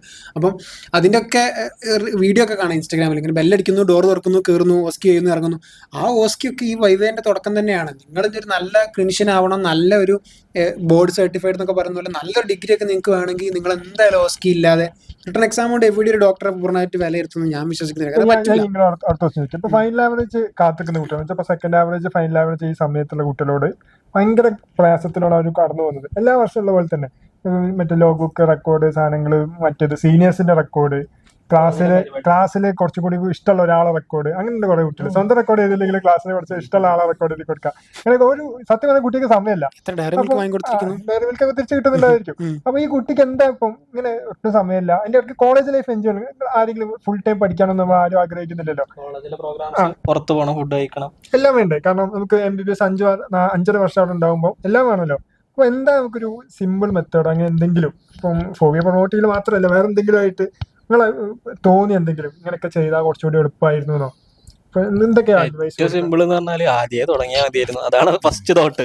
അല്ല, ആദ്യം എന്നെ സംബന്ധിച്ചിടത്തോളം ഞാനൊക്കെ കയറി വന്നപ്പോ തന്നെ നല്ലോണം പഠിക്കണം എന്ന് ആഗ്രഹിച്ച് ആഗ്രഹിച്ചെന്നാ പറഞ്ഞ ബാക്കി കേക്കട്ടെ. അതാണ് ഡേ സ്കോളർ ഞങ്ങളെ ക്ലാസ്സിലെ എന്തെങ്കിലും മിസ്റ്റർ അതല്ല അത് വേറെ. മിസ്റ്റർ ബാച്ച് മിസ്റ്റർ ബാച്ച് തന്നെ ക്ലാസ്സിൽ ഏറ്റവും ലുക്ക് ഉള്ളത് ഏറ്റവും കൂടുതൽ ഗേൾസ് ഏറ്റവും കൂടുതൽ ഗേൾസ് വോട്ട് ചെയ്തതും മിസ്റ്റർ ബാച്ച്. എടാ, നമ്മളെ discussion വേറെ. വ്യത്യാസമുണ്ട്. ഡിസ്കഷൻ വേറെ. അങ്ങനെ കോട്ടക്കായിട്ട് വന്ന് രാവിലെ തന്നെ സെക്ഷനുകളിലൊക്കെ കേറിയിട്ട് ഇങ്ങനെ കണ്ടില്ല. എല്ലാവർക്കും ഇങ്ങനെ പറഞ്ഞു കൊടുക്കാൻ വെമ്പല് കൊണ്ടുവന്ന് Second year ൽ എന്ത് സംഭവിച്ചു? കാര്യമൊന്നുമില്ല. പിന്നെ പോകും സെക്കൻഡ് ഇയറിൽ എന്ത് സംഭവിച്ചു? Realization. തിരിച്ചറിഞ്ഞില്ലേ ഇങ്ങനെ പോയാൽ പഠിപ്പുണ്ടാവില്ല, എല്ലാരും എന്നെ മുതല് എന്നുള്ളതുകൊണ്ട് ഓന് രണ്ടും കൂടെ ബാലൻസ് ചെയ്യാൻ ശ്രമിച്ചു. പിന്നെയാണ് ബുള്ളറ്റ് ഒക്കെ വാങ്ങണം തോന്നില്ല. അപ്പൊ സംഭവം എന്താ വെച്ചാല് ഈ തുടക്കത്തില് നമ്മള് പഠിക്കുന്ന സമയത്ത് ബയോളജി ഒക്കെ പണ്ട് പഠിച്ച മാതിരി ഫ്രം ദി സ്റ്റാർട്ട് പഠിക്കുന്നുണ്ട്, കുറെ നേരം ഇരിക്കുന്നുണ്ട്. ഒരുപാട് ഡൗട്ട് വായിക്കുമ്പോഴൊക്കെ വിശ്രാം സിംഗ് ആണെങ്കിലും പല ബുക്കും വായിച്ചിനി. നീതാ പുൽക്കർ ഇവന്റെ മെയിൻ ബുക്ക്. ഇവൻ പുൽക്കർ വായിച്ചതല്ല, അവസാനം ഞാൻ പുൽക്കറിന്റെ പിടിയെ പോയി തപ്പിപ്പോയത്. എനിക്ക് അതേപോലെ കുറച്ചൊരു എനിക്ക് തോന്നുന്നു ഈ ഒരു നമുക്കൊക്കെ ഉണ്ടായിരുന്നു തുടക്കത്തിൽ അങ്ങനെ കുറച്ച് എക്സ്ട്രാ വായിക്കാന്നുള്ള സ്വഭാവം. അപ്പൊ പഠിക്കുന്നുണ്ടായിരുന്നു. അപ്പൊ ഇങ്ങനെ പഠിക്കുന്ന ആൾക്കാരുണ്ടാവും, ലൈക്ക് തുടക്കം മുതലേ നല്ല ഉഷാറായി പഠിക്കുന്നുണ്ടാവും, റിപ്പീറ്റഡ് ആയിട്ട് ഇങ്ങനെ വായിക്കുന്നുണ്ടാവും, പക്ഷെ ഒന്നും ഓർമ്മ വെക്കുന്നുണ്ടാവില്ല. കാരണം A to Z വായിക്കുക. അവിടെ എനിക്കറിയില്ലായിരുന്നു ഇങ്ങനെ ലൈക്ക് ഒരു എക്സാം എഴുതുമ്പം ഫിഗർ വരയ്ക്കണം, എന്താ പറയാ, അനാട്ടമിയിൽ ഒരു സ്ട്രക്ചർ ഉണ്ട്, എന്നൊക്കെ ഇങ്ങനെ കഥ എഴുതുന്ന പോലെ എഴുതുക. പിന്നെ ഇപ്പം വിശ്രാം സിംഗ് ഇതൊക്കെ ഫുൾ A to Z വായിക്കും. ഇപ്പം അപ്പർ ലിംബ് ഇപ്പം ഒരു എക്സാം ഫസ്റ്റ് ആവറേജ് എക്സാം വരികയാണെങ്കിൽ upper limb A to Z വായിക്കുക. അതിൻ്റെ തുടക്ക ഭാഗം മുതൽ ഇങ്ങനെ വായിച്ചിട്ട് പിന്നെ ലോവർ ലിംബിലേക്ക് കടന്നിട്ട് അപ്പം ഇതിൽ ഏതാണ് ഇമ്പോർട്ടൻറ്റ് ടോപ്പിക്സ് അന്ന് അറിയില്ലായിരുന്നു. അന്ന് തുടക്ക സമയത്ത് ഇങ്ങനെ 3 star ടോപ്പിക്സ് ഉണ്ടെന്നും 2 star ടോപ്പിക്സ് ഉണ്ടെന്നും ഇതിനാണ് ഇമ്പോർട്ടൻസ് കൊടുക്കേണ്ടതെന്നൊന്നും അറിയില്ലായിരുന്നു. പഠിക്കുന്നുണ്ടോ ചോദിച്ചാൽ പഠിക്കുന്നുണ്ട്. തീരെ ഐഡിയ നമുക്കില്ലായിരുന്നു. നമ്മള് എഴുതേണ്ടത് എങ്ങനെയാണെന്നോ ഒരു ഐഡിയ ഇല്ലായിരുന്നു. അപ്പം നമ്മള് ഇങ്ങനെ പഠിച്ച് ഇങ്ങനെ ഫുള്ള് പോകും. പിന്നെ ഇങ്ങനെ അവസാന എക്സാം എത്തുന്ന സമയത്ത് പല കോളേജിലെ അക്കാഡമിക് ക്ലബ്ബ് ഗ്രൂപ്പുകളിലൊക്കെ വന്ന് കാണും, ഒരു ഇമ്പോർട്ടൻറ്റ് ടോപ്പിക്സുകളുടെ ഒക്കെ ലിസ്റ്റ് കാണുമ്പോഴാണ് നമ്മൾ പിന്നെ കുറച്ചും കൂടി മനസ്സിലാവും. ഫസ്റ്റ് ഇയറിൽ അത്രത്തോളം അങ്ങനെ ഫോളോ ചെയ്യാൻ പറ്റിയിട്ടുണ്ടായിരുന്നില്ല ലൈക്ക് ഈ ഇമ്പോർട്ടൻറ്റ് ടോപ്പിക്സിന്. കാരണം നമുക്ക് ആ ഒരു ഫോം ഉണ്ടോ, നമ്മൾ ഫസ്റ്റ് ആവറേജിനും സെക്കൻഡ് ആവറേജിനൊക്കെ ഇങ്ങനെയാണ് പഠിച്ചത്. അപ്പോൾ ലോഡ് കൂടുക ചെയ്യുന്നത്. അപ്പം തുടക്കത്തിൽ ഈ ഒരു ഐഡിയ എപ്പോഴും ഉണ്ടാക്കാൻ വേണ്ടി ശ്രമിക്കുക. നിങ്ങൾ സീനിയേഴ്സിനോടാണെങ്കിലും ട്യൂട്ടേഴ്സിനോടാണെങ്കിലും പിന്നെ ഫോവിയുടെ മെന്റേഴ്സിനോടൊക്കെ ആണെങ്കിലും റെഗുലർലി കമ്മ്യൂണിക്കേറ്റ് ചെയ്താൽ തന്നെ സോൾവ് ചെയ്യാൻ പറ്റുന്ന വലിയൊരു വിഷയം. അങ്ങോട്ട് ചോദിച്ചാൽ നമുക്ക് ഇങ്ങോട്ട് കിട്ടുള്ളൂ. നമ്മൾ പഠിക്കുന്നുണ്ടോ, നമ്മൾ എഫേർട്ട് എടുക്കുന്നുണ്ടാവും, പക്ഷെ അതിന്റെ മാർക്ക് നമുക്ക് ചിലപ്പോൾ ചെയ്തോണ്ടിരിക്കുന്നുണ്ടാവും. പക്ഷെ അങ്ങനെയല്ലേ എപ്പോഴും അസിലേക്ക് വരുന്ന ഒരു 80-20 റൂൾ ഉണ്ട് അല്ലെ. 20% ടോപ്പിക് എന്നാണ് 80% ക്വസ്റ്റ്യനും ചോദിക്കുന്നത്. ആ 20% ടോപ്പിക്കാണ് റിപ്പീറ്റഡ് ആയിട്ട് നമ്മൾ പഠിക്കേണ്ടതും റിവൈസ് ചെയ്യേണ്ടതും. എക്സാമിനും അങ്ങനെയാണ്. അപ്പം അത് ആദ്യം മനസ്സിലാക്കുക എന്നുള്ളതാണ്. നമ്മളിങ്ങനെ കുറെ വായിക്കുന്നോണ്ടല്ല, വായിക്കുന്നതൊക്കെ നല്ല തന്നെയാണ്, പക്ഷെ അതൊക്കെ യൂസ്ഫുൾ ആകാറുണ്ട്. പല ഭാഗങ്ങളിലും നമുക്ക് യൂസ്ഫുൾ ആവാറുണ്ട്. ഇങ്ങനെ ഇത് ഞാനൊന്നും വായിച്ചായിരുന്നല്ലോ. പക്ഷെ അങ്ങനെയല്ല, നമ്മുടെ ഒരു എക്സാം നമുക്ക് എപ്പോഴും സ്ട്രെസ് ഉണ്ടാക്കുന്ന എക്സാം ആണല്ലോ. അപ്പം എക്സാമിനെ ടാക്കിൾ ചെയ്യാൻ നമ്മൾ എപ്പോഴും സെലക്റ്റീവ് ആയിട്ട് പഠിക്കാൻ വേണ്ടി ശ്രമിക്കണം. ആ ഇൻപുട്ട് ഔട്ട്പുട്ട് റേഷ്യോ ഉണ്ടാവും. നിങ്ങൾ ഇടുന്ന ഇൻപുട്ടിനുള്ള ഔട്ട്പുട്ട് കിട്ടുന്നില്ലെങ്കിൽ എവിടെയോ എന്തോ തെറ്റുണ്ട് എന്നുള്ളതാണ്. അത്രയും ഇരുന്ന് പഠിക്കുന്നുണ്ട്, ഡെയിലി പഠിക്കുന്നുണ്ട്, എന്നിട്ട് മാർക്കില്ല എന്ന് നിങ്ങൾ മനസ്സിലാക്കണം എവിടെയാണ് തെറ്റ്. നമ്മൾ ശരിക്കും പറഞ്ഞാൽ അത്രയൊന്നും ഇരുന്ന് പഠിക്കേണ്ടതൊന്നും എനിക്ക് തോന്നിയിട്ടില്ല. ലൈക്ക് എല്ലാ ദിവസവും 5 മണിക്കൂർ പഠിക്കേണ്ട ആവശ്യമൊന്നും എനിക്ക് വെച്ചിട്ടില്ല. അത് എക്സാം എടുക്കുമ്പോൾ ഉണ്ടാവുമായിരിക്കും, പക്ഷെ അല്ലെങ്കിൽ ഇല്ല. ശരിക്കും പറഞ്ഞാൽ പിന്നെ ഡിഫറെന്റ് ടൈപ്സ് ഓഫ്, നിങ്ങളിപ്പോ ഹോസ്റ്റലിൽ നിൽക്കുന്ന കുട്ടികളാണെങ്കിലും ഡിഫറെന്റ് ടൈപ്സ് ഓഫ് കുട്ടികളെ കാണുന്നുണ്ടാവും. വളരെ ഫാസ്റ്റ് ആയിട്ട് പഠിക്കുന്ന കുട്ടികളുണ്ടാവും, റിപ്പീറ്റഡ് ആയിട്ട് വായിച്ചാലേ തലേ കിട്ടുള്ളൂ, അങ്ങനത്തെ ടൈപ്പ് കുട്ടികളുണ്ടാവും. ചിലർക്ക് ഭയങ്കര ഐക്യു. നമ്മളൊരു 250 സ്റ്റുഡൻസ് ഒക്കെ ഒരു കോളേജിൽ ഭയങ്കര ഫാസ്റ്റ് ആയിട്ട് പഠിക്കുന്ന കുട്ടികൾ നല്ല മാർക്ക് വാങ്ങുന്നു. അപ്പൊ അതിൽ ടെൻഷനായിട്ട് നമ്മൾ പഠിക്കുന്നത് റോങ്. അങ്ങനെയല്ല, നിങ്ങൾ മനസ്സിലാക്കേണ്ടത് നിങ്ങൾക്ക് ഇൻപുട്ട് ഇടേണ്ട സമയം കുറച്ച് കൂടുതലാണെങ്കിൽ നിങ്ങൾ അത് ഇടന്നെ വേണം. ഞാൻ ഇന്നലെ കണ്ട സാധനം talent, hard work beats talent. ശരിയാണ്. അതെ, ഐക്യു ഉള്ള ആൾക്കാർ, പെട്ടെന്ന് കത്തുന്ന ആൾക്കാർ, ഇപ്പൊ ഫിസിക്സ് ഒക്കെ വേണ്ട നമ്മൾ എൻട്രൻസിന് പഠിക്കുമ്പോൾ ടപ്പ ക്വസ്റ്റ്യൻ ചെയ്യുന്ന ആൾക്കാരുണ്ട്. അപ്പൊ അവരെ സംബന്ധിച്ചിടത്തോളം അവർക്ക് കുറച്ച് സമയം ഇൻവെസ്റ്റ് ചെയ്താൽ മതി. ന്യൂറോ ഡൈവേഴ്സിറ്റി ആണ്. നല്ല കിടിലൻ ഐക്യു ഉള്ളവരുണ്ടാവും, സാധാ ലെവലായിരിക്കും. അതിപ്പോ നമ്മുടെ ഡോക്ടർ കമ്മ്യൂണിറ്റിയിലും നമ്മുടെ സൊസൈറ്റിയിലും അങ്ങനെ തന്നെയാണ്. അതുകൊണ്ട് ഒരു ഡിപ്പെൻഡ് ചെയ്യും. പക്ഷെ അവിടെ നിങ്ങൾക്ക് ഇൻപുട്ട് ഇടേണ്ടത് കുറച്ച് സമയം എടുക്കുന്നുണ്ട്, അല്ലെങ്കിൽ ഒരു പ്രോപ്പർ ഗൈഡൻസ് ആവശ്യമുണ്ടെന്നുണ്ടെങ്കിൽ അത് നിങ്ങൾ സ്വീകരിക്കുക വേണം. മറ്റേ ആൾ അങ്ങനെ എടുക്കുന്നില്ല എന്ന് വിചാരിച്ച് നിങ്ങൾ ഇങ്ങനെ പ്രോപ്പർ ഗൈഡൻസ് ഇല്ലാതെ ഫോളോ ചെയ്യരുത്. ഓരോരുത്തർക്കും ഓരോന്നായിരിക്കും അവരുടെ വേ ഓഫ് ലേണിംഗ്. കാരണം ഞാൻ പലപ്പോഴും കണ്ടിട്ടുണ്ട്, നമ്മള് ലൈബ്രറിയിലൊക്കെ ഇരുന്നിട്ട് ഇങ്ങനെ ഫുള്ള് ഒരു ദിവസം ഇരുന്ന് പഠിക്കും. മറ്റേ ഒരു ചില ആൾക്കാരുണ്ടാവും, എന്ത് ചെയ്യും, യൂണിവേഴ്സിറ്റിന്റെ തൊട്ട് തലേന്ന് ഇങ്ങനെ കുറച്ച് സെലക്ടഡ് ടോപ്പിക് മാത്രം പടപടയെന്ന് വായിക്കും. ഒരൊറ്റ വായനയിൽ അവർക്ക് സാധനം കത്തും. അത് പെട്ടെന്ന് തന്നെ അവർക്ക് എന്ത് ചെയ്യാൻ പറ്റും, എക്സാമിന് എഴുതാനും പറ്റും, റീപ്രൊഡ്യൂസ് ചെയ്യാൻ പറ്റും. അപ്പം അങ്ങനത്തെ കുട്ടികളും ഉണ്ടാകും, അല്ലാത്ത കുട്ടികളും ഉണ്ടാകും. അപ്പം നിങ്ങൾ ഏത് ടൈപ്പാണ് നിങ്ങൾ ഐഡന്റിഫൈ ചെയ്യാതെ വെറുതെ നമ്മൾ എന്ത് ചെയ്തിട്ട് കുറേ വായിച്ചു പോയിട്ട് കാര്യമില്ല. സോ അത് വളരെ ഇമ്പോർട്ടന്റ് ആയിട്ടുള്ള ഒരു കാര്യമാണ്. സ്ട്രെങ്ത്തും വീക്ക്നെസ് എന്താണെന്നുള്ള മനസ്സിലാക്കണം. കാരണം നിങ്ങളുടെ ടൈപ്പ് ഓഫ് മെമ്മറി ഏതാണ്. ചിലർക്ക് കൈനസ്തെറ്റിക് ആയിരിക്കും, കണ്ടില്ല നടന്ന് അങ്ങോട്ടും ഇങ്ങോട്ടും നടന്ന് ഇങ്ങനെ പഠിക്കുന്നത്. ചില ആൾക്കാർക്ക് ഇങ്ങനെ ടെക്സ്റ്റ് ബുക്കിൽ ഇങ്ങനെ വരും, 45ാമത്തെ പേജിൽ ഇവിടെയുള്ള പച്ച ടേബിൾ എന്ന് പറഞ്ഞാൽ ഇങ്ങനെ കണ്ണിൽ വരും. പിക്ചർ മെമ്മറി ഉള്ള ആൾക്കാരുണ്ടാവും. അല്ലെങ്കിൽ വായിച്ച് ഒരാൾ പറഞ്ഞു തന്നാൽ നല്ല റിട്ടൻഷൻ, അല്ലെങ്കിൽ ഒരാൾക്ക് പറഞ്ഞു കൊടുത്താൽ നല്ലോണം റിട്ടൻഷൻ കിട്ടും. അപ്പൊ നിങ്ങൾക്ക് ഏറ്റവും കൂടുതൽ റിട്ടൻഷൻ മെമ്മറി കിട്ടുന്ന ഏതാണെന്നുള്ളത് ആദ്യം മനസ്സിലാക്കാം. നിങ്ങളെ തന്നെ ആദ്യം മനസ്സിലാക്കുക എന്നുള്ളതാണ് ഫസ്റ്റ് സ്റ്റെപ്പ്. എന്തായാലും ഇപ്പൊ ഇത്രയും +2 വരെ പഠിച്ച് റിപ്പീറ്റ് എന്തായാലും അവർക്ക് അറിയും ഞാൻ എങ്ങനെ പഠിച്ചാലാണ് ഞാൻ +2 വരെ പഠിക്കുന്ന ഒരു മോഡല്ല ഇവിടെ. അവിടെ നമുക്കിപ്പോ നമ്മൾ യൂട്യൂബ് ചാനൽ എടുത്ത് നോക്കിയാൽ +2 മുഴുവൻ കണ്ടന്റുകൾ എന്ത് രസമായിട്ടല്ല ടീച്ചേഴ്സും ട്യൂട്ടേഴ്സും എടുക്കുന്നത്. പക്ഷെ അങ്ങനെ ഒരു സിസ്റ്റമോ അല്ലെങ്കിൽ നമുക്കിങ്ങനെ എടുത്ത് പറഞ്ഞു തരാനോ അങ്ങനെ ഒരു സിംഗിൾ പോയിന്റ് സോഴ്സ് ചിലപ്പോൾ ഉണ്ടായിക്കൊള്ളണമെന്നില്ല. സെൽഫ് സ്റ്റഡി ഡെവലപ്പ് ചെയ്ത് എടുക്കേണ്ട ഒരു ഫീൽഡ് കൂടിയാണ്. MBBS എന്ന് പറയുമ്പോൾ സെൽഫ് സ്റ്റഡി അല്ലേ മെയിൻ ആയിട്ട്. ഇപ്പൊ 4 വർഷം വേണം. സെൽഫ് സ്റ്റഡി ഒരു ഇമ്പോർട്ടന്റ് ഫാക്ടറാണ്. കാരണം എല്ലാ വർഷവും അല്ലെങ്കിൽ എല്ലാ സമയത്തും നമുക്ക് പറഞ്ഞുതരാൻ ആൾക്കാരുണ്ടാവണമെന്നില്ല. പക്ഷെ പറഞ്ഞുതരണ നമ്മളിപ്പോൾ സ്മാർട്ടായിട്ട് ചെയ്യുകയാണെന്നുണ്ടെങ്കിൽ കുറഞ്ഞ സമയം കൊണ്ട് ഒരുപാട് പഠിക്കാനുണ്ടെന്ന് തോന്നുകയാണെങ്കിൽ ഏറ്റവും നല്ലത് ഒരു എന്താ പറയാ സോഴ്സിനെ ഡിപ്പെൻഡ് ചെയ്യുന്നുണ്ട്, റിലയബിൾ സോഴ്സിനെ ഡിപ്പെൻഡ് ചെയ്യാന്നുള്ളത്. ഒരുപാടുണ്ടല്ലോ, ഏത് കൊടുക്കാം. അപ്പൊ സെൽഫ് സ്റ്റഡി എന്ന് പറയുമ്പോൾ ഞാൻ ചോദിക്കട്ടെ, ഓൺലൈൻ ആയിട്ട് 5 വർഷം MBBS പഠിക്കാൻ കഴിയും? 5 MBBS തിയറി പഠിക്കാം, തിയറി പഠിക്കാലോ. അതിപ്പോ ഏത് ഡിസ്റ്റന്റ് ആയിട്ട് ബാക്കി കോഴ്സുകൾ പഠിക്കുന്ന ഒരു തിയറി പഠിക്കും. പക്ഷേ രോഗിനെ പരിശോധിക്കാൻ പറ്റുമോ എന്നുള്ളത് ഒരു പ്രശ്നമാണ്. ഇന്ത്യയിൽ MBBS പുസ്തകം ആർക്കും വാങ്ങാലോ. അതിപ്പോ MBBS പഠിച്ചവർക്ക് മാത്രം. ഇപ്പം വിശ്രാജ് സിംഗ് കോഴിക്കോട് പോയിട്ട് ആർക്കും മേടിക്കാം, ആർക്കും പഠിക്കാം. ഇല്ല, അതില്ല. രോഗികളെ അൾട്ടിമേറ്റ്ലി കാണണം എന്നുള്ളതാണ്. 19 സബ്ജക്ട് പഠിക്കാന്നേ ഉള്ളൂ. അത് വെച്ചാൽ എങ്ങനെ രോഗികൾ അവിടെയാണ് ക്ലിനിക്ക് വരുന്നത്. രോഗികളെ ക്ലിനിക്കിന് അതിൻ്റെതായ ഇമ്പോർട്ടൻസ് ഉണ്ട്. സെക്കൻഡ് ഇയർ പ്രാക്ടിക്കൽസ് ആണ്. അപ്പൊ ഫസ്റ്റ് ഇയറിലെ പ്രാക്ടിക്കൽസ് ആണെങ്കിലും BP നോക്കാൻ പഠിക്കുന്നത് ഫസ്റ്റ് ഇയറിലാണ്. സെക്കൻഡ് ഇയറിൽ നമുക്ക് നേരെ തന്നിട്ട് BP നോക്കാനായിരിക്കും പറയാം. അത് BP നോക്കാൻ പിന്നെ പഠിപ്പിക്കില്ല. പിന്നെ അതുപോലെ IV ലൈൻ ഇടാൻ ഫാർമക്കോളജിയിലേക്കും നമ്മൾ പഠിച്ചത്. IV ലൈൻ ഇടാൻ അപ്പോഴാണ് പഠിക്കുള്ളൂ. പിന്നെ ഹൗസ് സർജൻസിൽ ഡയറക്റ്റ് പേഷ്യന്റിന്റെ മേലായിരിക്കും ഇടുക. അവിടെ അത് നമ്മുടെ സിസ്റ്റത്തിൽ അങ്ങനെയാണ്. ലൈക്ക് നമ്മളൊരു തവണ ഇങ്ങനെ. പക്ഷെ നഴ്സിംഗുകാരാണെങ്കിൽ അവിടെ എല്ലാ വർഷവും ഒരു ക്ലിനിക്കിൽ ചെയ്തോണ്ടിരിക്കും. പ്രൊസീജിയർ ചെയ്യുള്ളൂ. അതൊരു എക്സാമിനേഷൻ ഒക്കെ ഉണ്ടാവും.